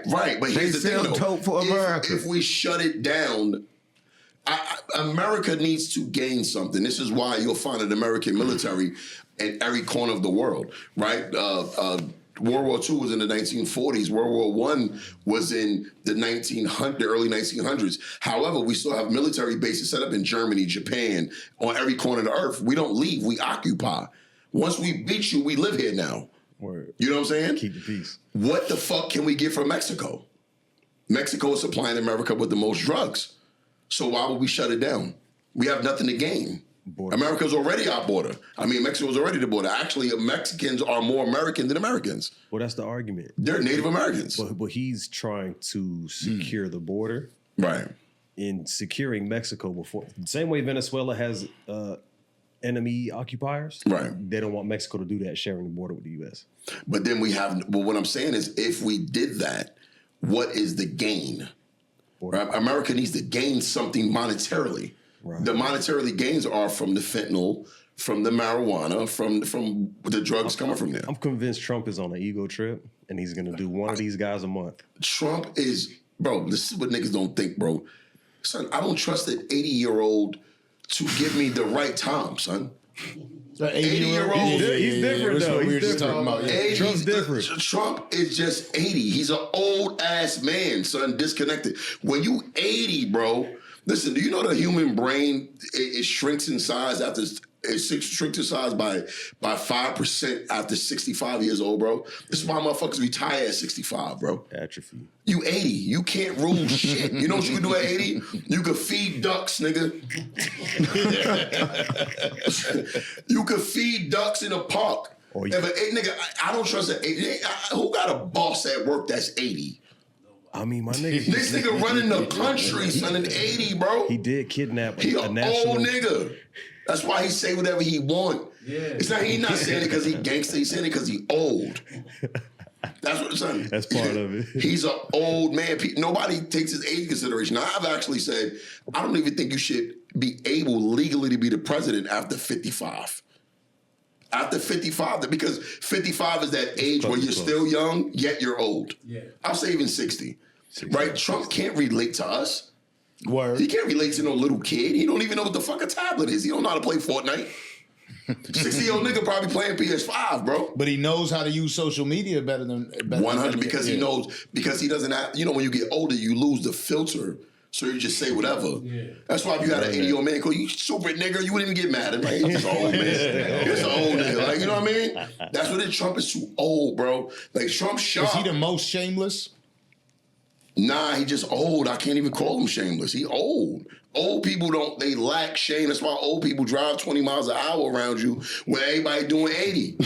They don't give a fuck. They'll wait. Fuck out of here. The rush? You honk at an 80, they'll shoot that fuck out of here. Go around me, nigga. Yeah. They don't care. Trump is on that type of time. Trump, listen, I've been dealing with Trump for years, bro. I'm a New Yorker. So you know about Trump, how he was. Really? See, and then even the racism narrative that's been deemed upon him is bullshit. When did he become racist? Trump was the only white man that black people fucked with for years. Only white man. And any rap video was Trump. Any fucking black comedy was Trump in the show. We wouldn't deliberately put a racist in there. He became racist when he got into politics. And it all got spearheaded when he used when he questioned Obama's his birth certificate. That wasn't a racist thing. That was a real fucking question. Nigga, you American or what? Barack Obama? You feel me? People tend to forget Barack Obama is 50% white. He's not the first black president. He's the first mixed president. Nobody gonna say that though. Nobody be like, he's 50. He's half white, bro. We just abandoned his whole white part like that shit don't exist. You know what I'm saying? What the fuck he do for black people? I don't want to get into all that, man. Nah. He did something for gays. He didn't do nothing for black. He did something for gays. That's a good one, though. He didn't do shit for black people, bro. Nothing. Unc, where you at with that? He was a great example. He was a great role model. Great diplomat. Great role model. Great orator. Yeah. Bro, if I want to show like a man who's like just cool and calm and collective, who has the aura of what a president should be. I think Barack Obama is the best example of that. Nobody deported more people than Barack Obama, but when he spoke on it though, he spoke on it ill. Man, lead a And nation. He's like, hey, listen. I get it. He's like, it's not perfect. It's not perfect. You know, we're figuring it out. We're gonna bring the change. And we're if you do the right thing and you work on getting your papers, This is perfect, by you the can way. stay in America. Change will come. But if you haven't gone through the process, then you got to go. That's exactly what he said. Yeah, and it sounded so good that you're like, I'm not going to argue with him. And that's the thing, bro. When you have a great aura and you an ass kisser, people tend to like you a little more. But when you're an asshole, like Trump is an asshole, bro. He's a New York used car salesman, bro. That's the energy he got. He's a dickhead. He's a bad boss. But he get the job done. You know what I'm saying? And that's what people don't like about him. I think his problem is that he's just an old man and he doesn't condemn the things that people deem to be fucked up. So like when you don't condemn the oppressor, you tend to like seem like you're on their side and shit. But it's like, nah, they fuck with me, so I ain't gonna condemn them because they ain't gonna fuck with me no more. Yeah. That's what happened with the Tiki Torch dudes. That's why he didn't condemn them. That's his people. Because, you know, people talk about us, America, but there's a silent America, right? And the silent America is the poor whites. That's why back in the days they didn't like Married with Children and shit. Because Married with Children put a fucking scope on what white America really looked like. Middle and below. But see, what happens is in the black community... Al Bundy. Right, that's the real white America. That's the majority of the motherfuckers. They poor, they ain't got no money, they all fucked up. Yeah. But with black America, what we seem to do is we put our poors and our louds in front. Right? We put them in front. That's why Sexy Red and all them St. Louis shit. That's why oh, shit. That's why Sexy Red lead the charge for the women. But most black women are not like that. But they salute the black, they champion that shit. Like, oh, she's black, let's support that. Right? Niggas shit. Niggas will put the hood niggas in front. It's like, yo, bro, we ain't even, most of us ain't even like that, bro. Right. So so now white people use that as an example. They say, oh, that's how you guys are. Because you guys allow this fucking shit to be in the front. White people put they make them like motherfuckers on Game of Thrones, nigga. Y'all, but they don't even let them niggas talk. Right? Most white people don't vote. They're poor. And they live in a trailer park somewhere in fucking America. Trump went and talked to them. He gave them a voice. And all the motherfuckers came out to vote. West Virginia, Montana, Wyoming. He went to talk to these coal miners. Middle America. Right. He went to talk to them broke-ass white people. And they loved them because nobody ever went to talk to them. And they're like, fuck them. They don't matter. He gave them a voice. So why he gonna condemn them? Why he gonna condemn the people who fuck with him? I get it. So he's morally corrupt. He's more morally corrupt than anything. And he's a narcissist. Narcissistic people need people to like them. You know, like Kanye, he need people to praise him. And without that praise, they fail, they fall. You know what I mean? And that's they need it. No matter where it's coming from. Preach! There's people out there who need to be praised at all times. And when people stop praising them, that's why they don't condemn nothing. They don't condemn shit. Now you see Kanye apologizing because ain't nobody praising him no more. He's apologizing. He used to stand on business. Old Kanye used to stand on fucking business. I love the old Kanye. Yeah, but now he got nobody's saying his name no more. Nobody's saying Kanye's the greatest of all time. So he got to apologize. He got to put his tail between his legs. That's why Trump don't condemn, because he's a fucking narcissist. You know what I mean? How you feel about that, Unc? I love Trump. No, I don't think that he's saying it's true. I think he's just babbling and babbling with his mouth and making opinions on everybody do. Everybody make opinions on shit, but you can't judge shit because the moment you judge shit, it's going to prove you wrong. Who, me? Yeah, I think you're lying about Trump. Trump is a good person. He's a good president. Everything you said about Trump, I don't think was true. What did I say about him? You said he's 80 years old and he's stupid, but 80 years old mean you wise, right? He lived this life a lot of times. He can understand a lot of shit. Stupid. You said he was stupid. You said he's 80 years old. He talk like he's 80 years old. I said he's 80 years old. His cognitive brain don't work like it should. I think he say what he got to say and don't give give a fuck about people's emotions. A lot of times people worry about people's emotions, and Trump don't give a fuck. You gotta get the job That's done. what I said. But you said it in a way that like Trump was a bad person. That's how you supposed to be. You said it in a way like that's bad. That's how you supposed to be. He said he's morally corrupt. Nigga, no. Morally corrupt. You should be like that. You should be like you Trump should is. be like that, but you shouldn't lead people while being like that. Yes, you should. Nah, nigga, Yes, you should. Bro. You There's no way. should. Because people gotta understand this. I don't think you understand this. Like you can't give a fuck about people's feelings. You can't never do the right job if you give a fuck about people's feelings. How can I be a president if I care about your feelings? I can't. I cannot care. I gotta do what's right. And that's what he do. When I was coming up, like he said, one thing he said was true, everybody put Trump in their songs. I want to be like Trump. I'm balling like Trump. That was the thing. Everybody loved Trump. Right. I don't know why. I don't think he's a racist. I think everybody still loved Trump when he passed out more money. When he said get out the $2,000, everybody still love him again. When he get a PPP and let everybody do that shit, everybody love him again. But then also, we living in a time of social media where it's popular to dislike somebody. Trump. People make it popular to dislike people, right? So if you say, "Oh, we don't like," I always defend Meek Mill. I defend him all the time. That's hard. I do. It's hard to do. Somebody gotta do it. Let me Let me tell you why. I've been asking Meek. Because niggas call Meek Mill gay with not a single shred of evidence, right? They tie it to him and them have the same shit on, right? They say because I think people created this narrative about him because they already didn't fuck with him. Right, and it's easy to do that because the Nicki Minaj shit, the losing to Drake, who's also soft. I think Drake did that. And then that he's like, damn, this nigga soft because he loves Drake. No, I know Meek. Meek is a gangster, right? But then you call Meek gay because he was around Diddy for a short period of time. But you know who they never, ever fixed their mouth to call gay? Who was with Diddy every fucking day? Biggie. French Montana. Niggas forgot that French was his, you see? French Montana is his right-hand man. Why has nobody ever, I don't think French is gay at all. But why did his life prosper being around the monster of the industry? Nobody ever even... French was putting in work, though. But nobody... Oskino was just here and he went crazy. No, I'm just talking about his friendship with Diddy. Yeah. Association. Nobody ever called... That's the only reason people call him Meek gay, because he was hanging with Diddy. But the nigga who was with Meek with Diddy every day, he's not gay.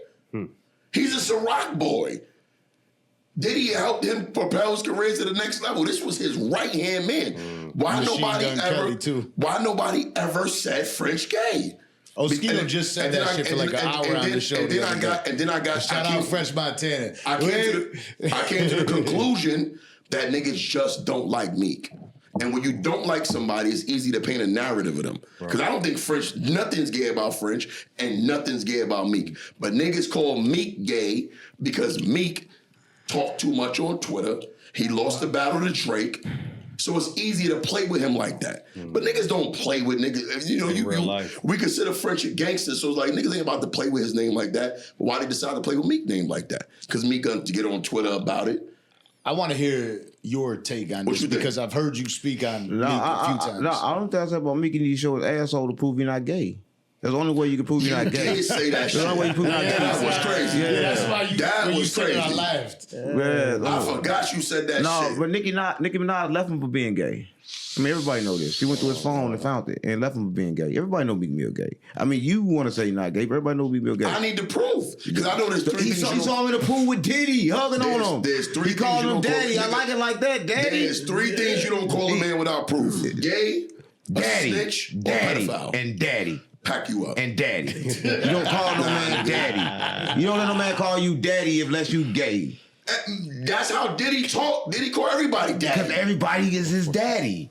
Diddy fuck everything that hang around him because everybody wanted to be in the industry. French Montana too? He fucked everybody. Everybody said French Montana gay. You know he gay because niggas just got out with him talking about fucking the butt. He did the whole song. Yeah, about fucking the butt. So that's his best friend. You tell me these people not gay? Nobody gave up. I don't put gay allegations on nobody, bro. But so an appropriate gay allegation. Nobody thought to give Fonzworth Bentley the bag. Listen, I said it. Listen, Fonzworth Bentley is the key to all of this shit, bro. Why is nobody? Because he got little. He got out of here. He got little. He not speaking. He packed himself up. That nigga got a family and shit. Because when Fonzworth start talking, it's up. This nigga was carrying the umbrella. Fonzworth Bentley was a part of all this shit. In every dressing room. That nigga, bro. If Fonzworth start talking, nigga, it's over. Yeah. 'Cause I thought, but his job title was suspect before all of this Diddy shit to me. His job title was nasty, bro. I want to hear J-Lo His and manservant. Fonzworth. J-Lo and Fonzworth are the two that I wanted to hear some because some people dismiss, and I brought this up on the platform before. What's J-Lo's biggest movie besides Selena? The Housemaid? Enough. No, I don't think so. I think it was the Bride, that Bride movie. That was a big one. But Enough was her breakout. It was about her. Yeah, you're right. And what it was about. And Jiggly. but what it was about. Her being abused. Domestic violence. Yeah. Being a prisoner in her own home. Yeah. Being with this other person that she had to find a way to revolt. And in that story, that version, she became triumphant. She won against the perpetrator. Which was Cap. But it just strangely coincides. She were MMA for 5 minutes, then she went and beat this nigga up. Get the fuck out. But it strangely coincides. But it strangely coincides with her after being with Diddy. I hate that movie, son. There's no way that's happening, bro. Bitch, listen, a woman can do MMA for 10 years. I'm fucking you up on pure strength. Are you kidding me, my nigga? You mentioned Max B. What do you think about the? I think he mentioned Max B. Yeah. But what you think about J Hood? J Hood gotta sit down, bro. Like he gotta sit down, bro. J Hood always been a good rapper to me, but nigga, nobody ain't trying to hear nobody checking for J Hood. Shout out J Hood. Shout out J Hood, he can rap, but it fell flat. It didn't go anywhere. It didn't do. It didn't do what he thought it was gonna do. I think a lot of people try to take advantage of the situation, though. Yeah, You know I talk bad about people good. Huh? He know I talk bad about people good. Everything he said about people is bad. That's why I've been sitting there. Everything he have no good opinions about. That's why I'm sitting down. Know why? He say nothing good about nobody. His energy is I terrible. said plenty good things about you. Your energy is terrible, bro. Everything he said about people is bad. My energy is terrible. You think too much about people. I'm for real. You got too many fucking opinions about people, and it's fucking sickening. Isn't that what comedians do? Though? No, it's fucking sickening, bro. It's sickening. I mean, the fucking opinions about people. Like, what the fuck? It's sickening, bro. There's no I'm sitting for 2 comedy. hours hearing niggas talk about people, just talk about people bad and bad and bad. That shit is sickening, bro. It's fucking getting on my fucking nerves. It's making my fucking stomach hurt. For real. It's sickening. To sit and talk about somebody that fucking bad for fucking hours and hours and fucking hours, just talking about people. Come on, gang. With no message and shit that he said. Everything he said was fucking bad and fucking poor.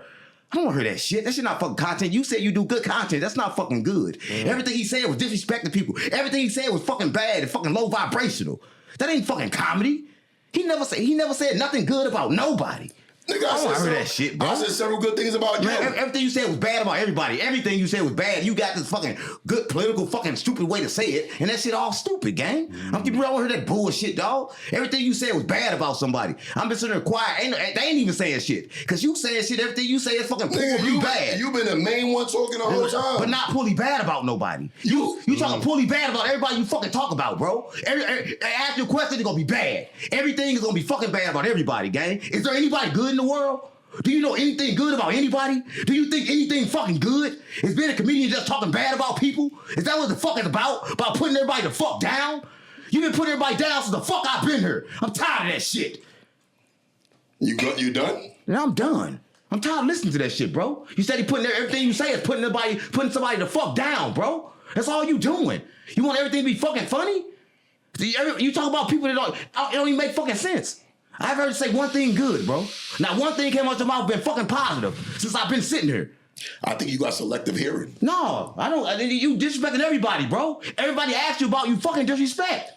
Nigga, you just sit here and call everybody gay. Yeah, but listen, I got something good to say too. You haven't said nothing good yet. Everything you said been fucking poor, piss poor, and low vibrational bullshit. Yeah, they get a bipolar shit I've been waiting for, nigga. You been talking bullshit, bro, the whole fucking time. Just because you yell it don't make it No, you been talking bullshit, bro. I'm just keeping it real, bro. You been the main one. Say something good. Say something positive. Say something nice. When I first sat down in this motherfucker, say something you cool. Sat down and went on a whole cosmic rant. Say something cool. Like you sit up on say the something clouds or some uplifting. shit. I don't want to hear 2 hours of talking about people poorly. Nigga, you the main one who talk about people poorly all the time. talk something uplifting, The bro. whole time. At the same time, It's say mixed. something good. What the Say fuck? something good, It's bro. a great mix of Bro, it. it's pretty poor with you. Everything with you is pretty poor. I was gonna say that. Your whole conversation is pretty poor. It's bad. It's poor. It's talking bad about everybody. This nigga had a switch that turned on and just flipped out. No, nigga. for real. This nigga was laughing at most of the shit I said. Y'all Now been quiet for the I'm saying last fucking hour sitting there, bro. Yo, You talking about everybody bad. You know First talk about Trump pretty bad. You know why? You call Trump all kind of names he not. So yes, he is. You call him all kind of names I he give him not. props. You call everybody names they fucking not, bro. This shit is fucking. That shit is fucking annoying. You know what's annoying? It's fucking annoying. No, our people just happen. It's fucking annoying. Our people just happen. It's fucking annoying. No, our people just happen. It's fucking annoying, bro. Our people just I don't want to talk about back. It's lower my vibration. Sitting talking about people all day long. That's fine. That's why. Listen, I don't lie. I thought I was coming to do a fucking interview, gang. Sit ask me some fucking questions. I'm answering fucking questions. I don't want to sit and talk about people all fucking day. I don't give a fuck about these people we talking about. None of them. They're none of them gonna fucking help me. I don't give a fuck about them. Our people just happen with you. Our people happen. You not the subject of conversation no more. So No, the conversation. No, the conversation is you talking about everybody else, bro. The whole fucking time is you talking about everybody. He asked me to talk about. I don't question. I don't want to talk about it. I don't want to talk about the people. Talk about people. All this shit all the time is fucking bullshit. That's all you talk about. People. Fuck people, gang. I don't give a fuck about that. You got the answer for everything. Yeah, I do. No, you don't. I do. You don't answer the shit. Because your answer is fucking negative. Listen, everything you say, you don't know these people attention. You don't know these people you fucking talking about. You don't know why the fuck they doing what they fucking doing, but yet you got a fucking answer. I can't wait till this shit get played back, bro. The amount of people he talked about in this motherfucker, bro. But it's the point. You had nothing good to say. You talked about. But you had nothing good to say. It's a mix. Bro, it ain't no fucking mix. You had nothing good to say. Everybody, listen, if I got something bad about you, if I got something bad to say about you, I also got something good to say about you. It's gonna balance. Right now, I said some bad about Adam, some good about Adam. Some bad about Charleston White, some good about Charleston White. Everybody I said something bad about, I said something good about because I balance, nigga. Listen, just because you scream it don't mean it makes sense. No, I balance. I just sat here and defended Meek Mill. Bro. And you just said something. Meek Mill. Fuck Meek Mill. I don't give a fuck about Meek Mill. That's not what I'm saying. I'm saying that everything that you say out your mouth is poor, nigga. I'm saying you need to wash your mouth with soap or something. I'm saying your mouth is poor. You think your mouth is more positive than my mouth? Bro, I'm saying you have no enlightenment in your mouth. You said nothing good, nothing positive. You can't learn shit from what you just said. Everything you said was frivolous bullshit. I'm just keeping it real, gang. Everything you said was pointing the finger at somebody. Pointing the finger at what they do. That's all you did. That's all you did. For no fucking reason at fucking all. Except for some fucking views. That's it. Nothing. Nobody can learn shit about what the fuck you just said. Nobody. They can watch this shit and hear all gossip. Nigga, you gossip. I feel like I'm in a fucking barbershop. Like I said, just because you scream it don't mean it makes sense. I'm not screaming it. I'm just telling you how I feel, You are bro. screaming It's it. poor. That's poor. That's poor. Yeah, I see That's why 4 extra about to beat your ass, That's poor. Ain't nobody gonna whoop my ass, gang. Somebody touch me. I'm speaking you how the fuck I feel, gang. You've been talking about everybody bad, poorly, with nothing, with no remorse, and you saying this shit like oh, I'm a comedian. I say what the fuck I want. Then you want to say I'm like that? He like that. No, he don't want to say it like without that. you saying this shit without no remorse, not saying nothing good about nobody. You said if a kid died, they deserve to die. Who gives a What fuck the about fuck? gang? That ain't got nothing to do. What the fuck? Gang, listen, a kid, not a kid. I understand. Listen, when I say it, I give you a reason. I say a kid, not a kid. A kid is a God having human experience. Listen. A kid is God having human experience. Okay. So when I speak, I'm speaking from a point of awareness, a point of understanding. When you speak from a point of fucking hating. You just saying some fucking shit to fucking hate on somebody, to fucking say something bad. If I say fucking kid, I'm saying it because there's no fucking kids. It don't fucking exist. The world don't fucking exist. So I'm speaking from a point of reality. I'm not speaking from a point of fucking hating, nigga. There ain't no fucking kids.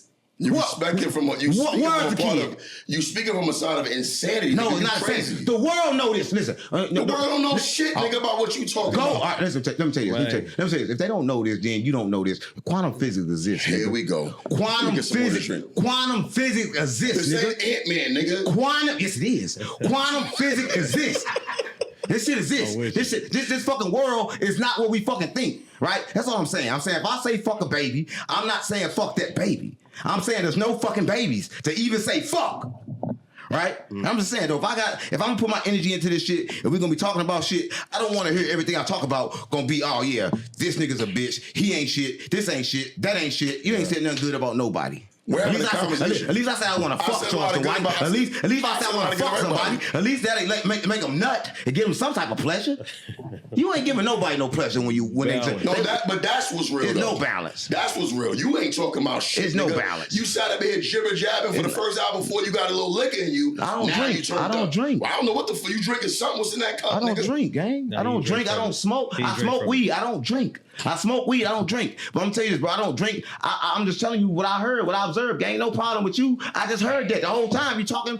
Why this shit? You gonna see how bad you talked about people, gang. I'm telling you, you need to wash your mouth out, gang. You talking about people bad. That kind of pissed them off, bro. Huh? I think it's the Trump shit. The Trump shit, bro. Yeah, I think the Trump. And the nigga don't even know I'm a Republican. I voted for Trump. I fuck with Trump. But I can say both though. I can say everything. It's everything. Nigga, but that's what sets you off though. Yeah, I think it's it's everything. No, it's hours of fucking. He asked a question. I'm waiting for him to say something good about somebody. I like him. Every question he asked him, what about this? He hate everybody. But he did say he likes me. Come on, gang. Listen, I don't like. I just sit up here and uplifted the whole Hispanic community. You disrespect all the black who trying to do that. It ain't no such thing as race. And I was tripping off that too. Because how the fuck you gonna say that? How the fuck you gonna say some shit where I don't even watch the fucking sports. Anybody watch the fucking sports should be watching the fucking sports. But how you gonna separate shit? Everybody is the same fucking race. Everybody is the same. There's no fucking difference. Right? I be hating when people do that too. But I sit back and be quiet, let you do what you do. I don't give a fuck about no football. I don't care about football. Please understand I don't. I don't watch sports. I don't play games. Right? I don't give a fuck about football. But what I'm saying is that all this shit that we do, we gotta understand that in some way, we gotta make sure, like he said in the beginning, that they take a gem from this. Right? For 2 fucking hours straight. Well, how many hours there was? I'm looking at my phone like, damn, it's just weird. We just disrespecting people this whole time. Right? It ain't what I expected. I'm glad you said we. It ain't what I expected. I like what you're saying though. It ain't what I'm glad you spoke on it. It just ain't what I expected.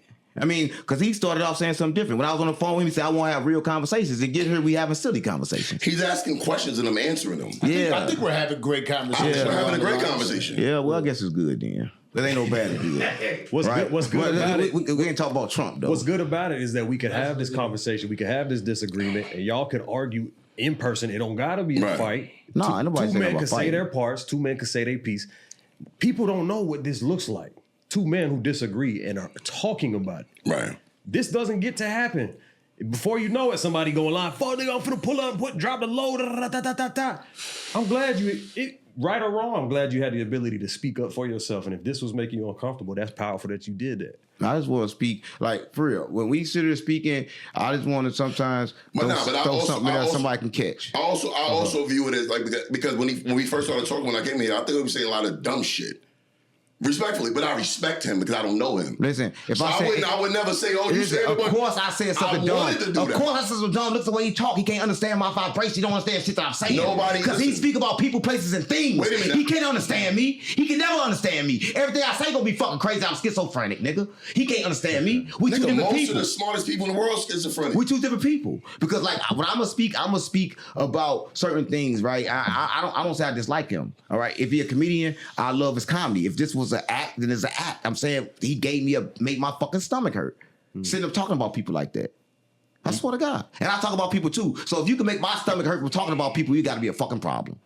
Because I talk about people like shit. He talk about people the worst.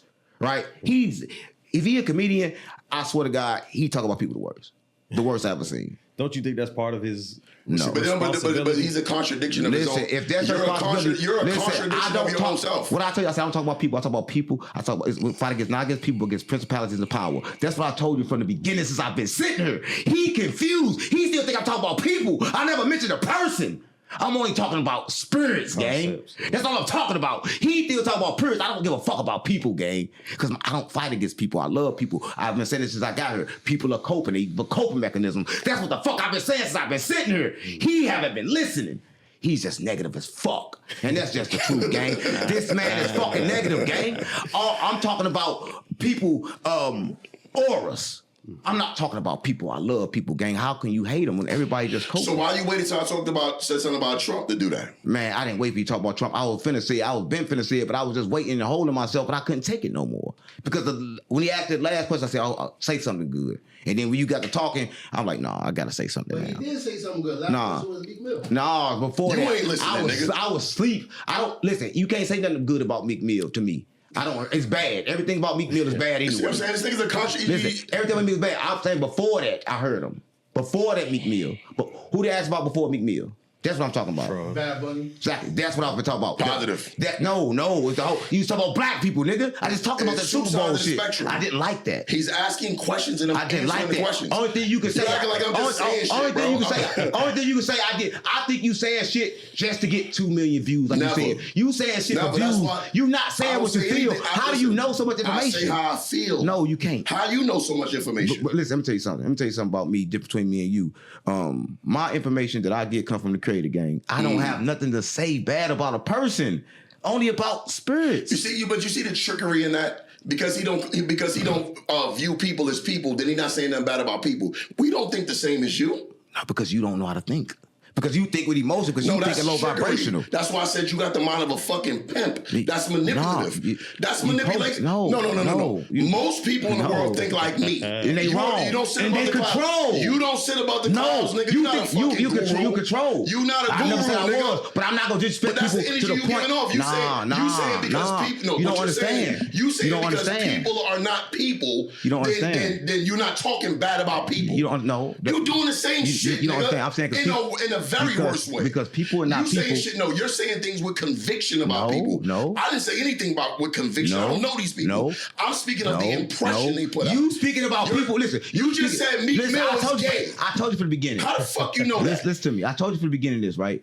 You speaking about people and knowing exactly what they're doing. You making opinions on people. What did I say about That's opinions? an opinion. What I say about opinions? What I say about this shit? You cannot do it because what? Once you say it, you're gonna fuck around and be wrong because everything changed, right? I'm saying when you do it for content, it's one thing. If I say fuck Meek Mill, he gay for content, you can understand when it's for content. You can understand when it's real. You are saying shit that you really feel. That 100%. and that's bullshit. That's keeping it real. No, Then you're being fake. No, You're doing it for views because it's fake. You're not listening, gang. You're doing it for views. You're not listening. So who's really doing it for views? I do it to pass a message, nigga. You doing it for fucking views. So- it don't matter if I say Meek Mill fucking fake, he a bitch. My thing is the world of simulation, nigga. Get that part. Understand where you live at. Get that part. That's what I'm trying to get that part. Where your part that they gonna get? Nowhere. Only thing they'll get is your negativity, nigga. That's what I'm saying. My negativity come with a fucking purpose, nigga. It come with a purpose to give them a thing they can use in their fucking mind. Yours come with nothing but fucking views, nigga. When I leave here, like he said, when they take something, they take the Meek Mill part. I don't give a fuck what they take. If they take her part that they heard that they were and they heard their mind. I gave them something they can take from this. Then take it. Well, I can't take shit from what you said, except negative. That's what I'm saying. We'll see. That's what I'm saying. We'll see. That's all I'm saying. Gotta wait for the punchline. That's all I'm That's saying. what he said. Yeah. No, I'm saying. Right. I'm saying. Right. It that, don't matter if you yelling, bro. I'm saying that he a comedian. I'm saying that he want to have fun. I'm saying that all of this, but I'm saying that when you shooting them shots and doing this, at least throw a jewel in there, something for somebody to understand. But the thing about like, it what's the purpose? But the thing about he it just is, said that. Listen. The difference is this is something in addition to what I do. They called me to come for an interview. I came for the interview, right? He said, yo, this could benefit you or not. It's going to be 607 Unc. I'm like, oh, dope. I'm pulling up. You know what I'm saying? I fuck with 607 Unc. Yeah, and I fuck with you. You just bash everybody. Right? But that's what it is. You just bash everybody. Gang, I swear to God, you just bash everybody really bad, man. And I gotta take up for him, because who else gonna take up for him? But so when you but see when this nigga's a manipulator, bro, because he bashes the fuck out of people, but what he says is I'm telling you what you do. You don't know what I do it for. Listen, if I talk about you, I love you. You know what I told Finesse 2 times? You don't watch me, gang. Everybody I talk about, you see me right next to him because I fucking love him. I have a message for him. You don't fucking understand. So stop trying to understand me because you can't. Right? You don't know what I'm doing. You don't understand yourself, gang, nigga. That's the thing. You don't understand me, gang. Everybody that I talk to, I have a message for. So I think you understand. You trying to put everything on a surface level. I'm telling you, there was no messages and nothing I said. No. Nah. Yeah. Not about the black and brown people. Nah, Right. nah. We're speaking on unity because there's between no people. such thing as black or brown. Everything is the same, right? Well, he's speaking about You know what? separation. I agree with you on that. He's Because speaking that is separation. a made up. I'm thing. never speaking separation. That is a made up concept. However, that's the world we live in. We don't live in that's that world. That's the world you live in. The thing about this motherfucker right here is he don't understand. He thinks what he thinks is correct. That is. right. Because I ain't controlling my world. No, I understand the masses though. So I'm speaking to the people. It ain't no masses. Everything. Yes, it is masses. But let me tell you, everybody watching this, listen. It does no masses. Everything that you see in this world, it mirror you. Everything you see is you, nigga. There's no fucking masses. I'm trying to tell people what's really in this fucking world, right? Everything you see, you don't fucking like niggas because it's got it in you. Because in order for you to see it in them, you gotta be in you first. So everything you said about everybody else, just understand it is in you too. And I swear to God, I can't lie to you. Everything you said about somebody else, you look in the mirror, nigga, it's in you. And that's what you don't see. Nigga, you was calling yourself out, thinking you calling other people out. But I understand that. And I understand when I call people out, I'm calling myself out. Because all we can see in other people is ourselves, nigga. This world a fucking mirror, nigga. That's what I'm saying. It's nobody else living it but you. So when I come here. So when you call a nigga a dick sucker, that's what you see? So mirror, that's the mirror you see about you like sucking dick, nigga? Listen, if I call him a dick sucker. That's because you see the mirror that you like sucking dick, nigga. You just said that, though. Listen to me. Completely. It's a message in what I say. So you don't listen to understand. You listen just to talk. You just listen to talk. You're not hearing nothing that I'm saying. I'm saying that the attention of the message is the reflection. Your attention is what you doing. See, I have a different attention. It's a loophole with me, nigga. You never know what the fuck I mean. I'm not wearing my shoulders on my sleeve. I'm not telling you what the fuck I mean, but I'm telling you a message that I hope you get. That's all I'm saying. I'm saying that in your shit, what you do, you could have just put a little love in there. I'm just saying for that one moment, that kind of fucked me up. But I like you. You funny. Like, I'm not gonna lie. I like you. You do great content. You can talk. You speak well. You have a fucking voice. So throw something in there good. That's all I'm saying. You got a voice, bro. You don't got a boring conversation. I'm sitting listening to you. This nigga can fucking talk. The only thing is that when he gonna say something good. That's it. That's all. Where's the point in this? That's all I was saying. But I guess the point is that you calling people out, but them same people could be good. We don't know. Like Trump. Yeah, I'm doing this because of Trump. Fuck. Yeah. No, I know it. Don't bite. It's Trump. Yeah, I love Trump. And everybody knows this. Everybody knows this. I ain't gonna lie, so I seen him. That triggered the fuck out of sitting him. in there. But I seen him actually sitting in there with his thoughts, and I knew something was coming. But I voted for Trump. Right. I'm a Republican. Right. But I like where the two viewpoints come from. Right. He's saying I'm seeing things on a plane that we can't see, and you're like, yeah, but I'm trying to tell you about the one we can. So seeing y'all come in the middle and interact, like, bro, you're not seeing the way I see. But not also, seeing the way I see. Two things could be true. I saw growth in myself because a couple of years ago, I'd have popped on him for that. You know what I'm saying? But it's like, that's growth because I respect his opinion. I don't like it, but I can hear him out. You know what I'm saying? And that's one thing I respect about him. He say what he say. But I would have got punched off for that. If I got punched off for that, I would have took that punch because my mouth deserved it. But I gotta say what I gotta say. So see, I like that because we could have did this whole interview where you didn't say that. I gotta say. But I'm glad you did. I gotta say. If it's sitting on your heart like that, you know why I came here? Because he said, "Oh, this other person wanted to kill me." He showed it on his. I watched him. He said, "Oh, this person wanted to kill me too." He put it looking off me. He said, "Put the shit on his social media." So I watched him. He's funny. I like him. I love him. But my thing is, okay, cool. Let's do something else. Right, let's say something else. Right, let's say we want to fuck Meek Mill then. Pause. See. All right. So let me. Hold on. that's the throw off. Just one so y'all last know. thing I want to talk to you about before I let you go is I seen you speak You ain't gonna about. never let me go. You got me hostage. Yeah, we're gonna be doing these interviews for the rest of the time, Right. and I knew that was part of the problem, to be honest with you, Right. But I seen you mention about how gangs split up early on, Larry Hoover, and once disagreements began, Yeah. right? And I seen you saying that you rep what you rep, Right. right? Why do you feel that way? And do you feel more people should take on that message? When it comes to the gangs, it's kind of different, right? It's like that's like an area that I step in that I don't recommend. Like he says, it's one of them dangerous moments where they understand that I see different realities. So I think for that moment, they probably give me a different kind of pass. But in human sense, what I do is very disrespectful. It's past disrespect. Oh, Larry David. But it's the attention. They understand my intentions. My intentions is not the disrespect. My intentions is kind of like show everybody we was always together. We was always doing these kind of little things together. In Chicago, they know. St. Louis, they know. We didn't do Crips and Bloods in St. Louis till the people from California came down there. But everything started off together as one. And I think that's how it should be. When I go into all these cities, no matter where I go straight to the hood. And it's like, no matter where I'm at, I get the same love. But I think that when certain problems come in, then it'd be a problem. But I think with being GDBD Vice Lord, Crip Blood is good because what hood can't you go to? Yeah, word. I go to every hood. You know what I'm saying? Yeah. On Larry David. Yeah, that's an avenue. I have no ties in no Yeah, don't gangs. play with the gangs. Yeah, I don't play with that shit. You know when they talk about I don't know about that world. I stay away from it, bro. That's not my world. Yeah, I like the gangs. I like the gangs. They ain't dangerous as people think. But I'm gonna tell you, like a lot of times, you ever been in the hood, you seen the people, you probably think them people they not scared of it. That's like normal. But you take this person out from the environment, they get afraid of it. But a lot of times they probably weren't even danger. The environment just looks scary. But a lot of times people don't understand your pain bring you enlightenment. So going through that shit will bring you enlightenment. A lot of people don't get that part. What initially turned me off about the gangs is because in New York, like Bloods is not native to New York. That's why I love New York. So I saw a lot of dudes that was soft dudes. You know what I'm saying? Pause. Like and then they turn blood and I'm like, and all of a sudden they tough. Yeah. And I was like, damn, bro, like you was just playing ball with me the other day. Now you and also I know Bloods is an LA thing. That's why I like New York. I'm like, why they do? But a lot of my friends are blood, family blood, Crip. But I just never associated myself with that shit. I don't like what comes with it, so I never fuck with none of it, bro. Right. Listen, it just depends. It just depends. If you have a choice, it should be an easy one. It's just a coping mechanism again. Yeah. People go to gangs because they ain't got no family. Yeah. Or because they need help. I knew a nigga that told me they got in the gang just for protection. Like, because, like a lot of them know that's a lot of their reasons. I mean, to tell you that though, to tell you I got in this gang because I couldn't fight.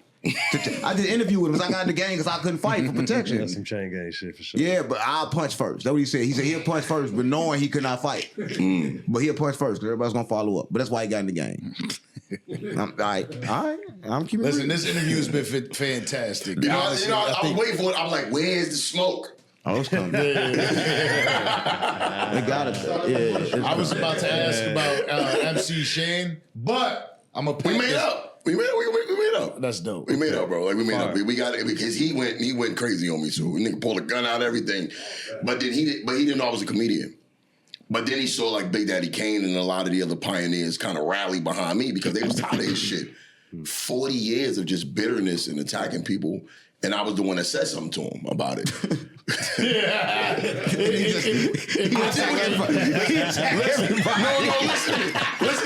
me, nigga. Listen to me, bro. No, stop. You said 40 years of attacking people, and I immediately looked at him. I did to him what you did to me. That wasn't me. I love you. I promise you it wasn't me. I don't even speak when I'm on here. I love you. I'm telling you I love you. I'm going to tell you 1,000 times I love you. It was not me. I love you. And I think you're funny. And I think everything you do is good. And I think you can articulate yourself well. Like, just hearing you speak, I'm like, damn, I wish I could speak like that. Just hearing you speak. Just way you think I speak better than you? I can't speak. Yes. Yeah. Let me get flowers. Yes. I didn't know you were that. I got a 4-letter word vocabulary, nigga. You got. Yeah, I do. You the fuck. I'm keeping it real. You got words and you can articulate it a way that I can't. I think it's like Tupac and Biggie, right? Tupac, he said shit that you felt in your soul. But Biggie is a better lyricist. He could put words together better. Right. It's like that when it come to me and you, gang. Like, I'm saying shit you can feel to your soul. Nah, but your wits, how fast, like your thoughts are fast, bro. Tupac was fast, but Biggie was a lyricist. It's the same. I'm just telling you, you articulate yourself in a way, bro. I'm just being honest with you. If I can say what I said about you before, I can say this. You articulate yourself in a way that's really well, especially if you want to say the black thing for a black man. Yeah. So you using good words, gang, and I think that was good. You go articulate yourself well. You wouldn't articulate yourself like, and then you well-rounded on every situation. No matter if I says you, how the fuck you know all this shit? You know a lot. No, for real. You well-rounded about everything, and you knew facts and points and everything. Like, hey, this nigga know facts and points. So, but your observation, I believe, you had a lot of information. You had a lot of facts to say your observation. I just believe that there's two sides to every story. Well, okay, I don't believe like everything you said had a lot of facts to it. Like you really had points and you was like, this happened, this, because this happened, so it got to be this. And it made a lot of sense. But I believe it could just be something else maybe. And a lot of times we don't know because a lot of people judge me. He asked me, what do you feel that people think misconstrues about you? I think that we misconstrue shit about a lot of people and we just don't fucking know. And I think that's probably what one of the things I misconstrue about you is that you were smart. Like you're highly. I think you're highly intelligent, fuck, bro. If that's the case, you are. No, seriously, bro. Don't sit here Like, and you blew my mind. not in the sense. I don't think you understand. Not in the sense of intelligence. Books. I don't read. If I try to sit here and write you a letter, you're gonna say it didn't come from the same person. I write in Ebonics. I'm saying that information don't come from me. If I said something bad, it came from me. If I said something good, it came from God. I think you lived the life. Bars. And I think you lived a life and you've observed the time that you've been on this planet. And I think that speaks volumes when you speak. I think you can hear it. Yeah. And I think this has been a great conversation. And with that said, it's been a long conversation. Yeah. And it was a scheduling conflict that got both of y'all here today. Yeah. You know what I mean? I'm glad it happened, though. God meant for this to happen. You know what I mean? And go ahead and pack this interview up, Orlando. All right? Word of the day. Comprehension, boys. Yeah, I love it. That was really good.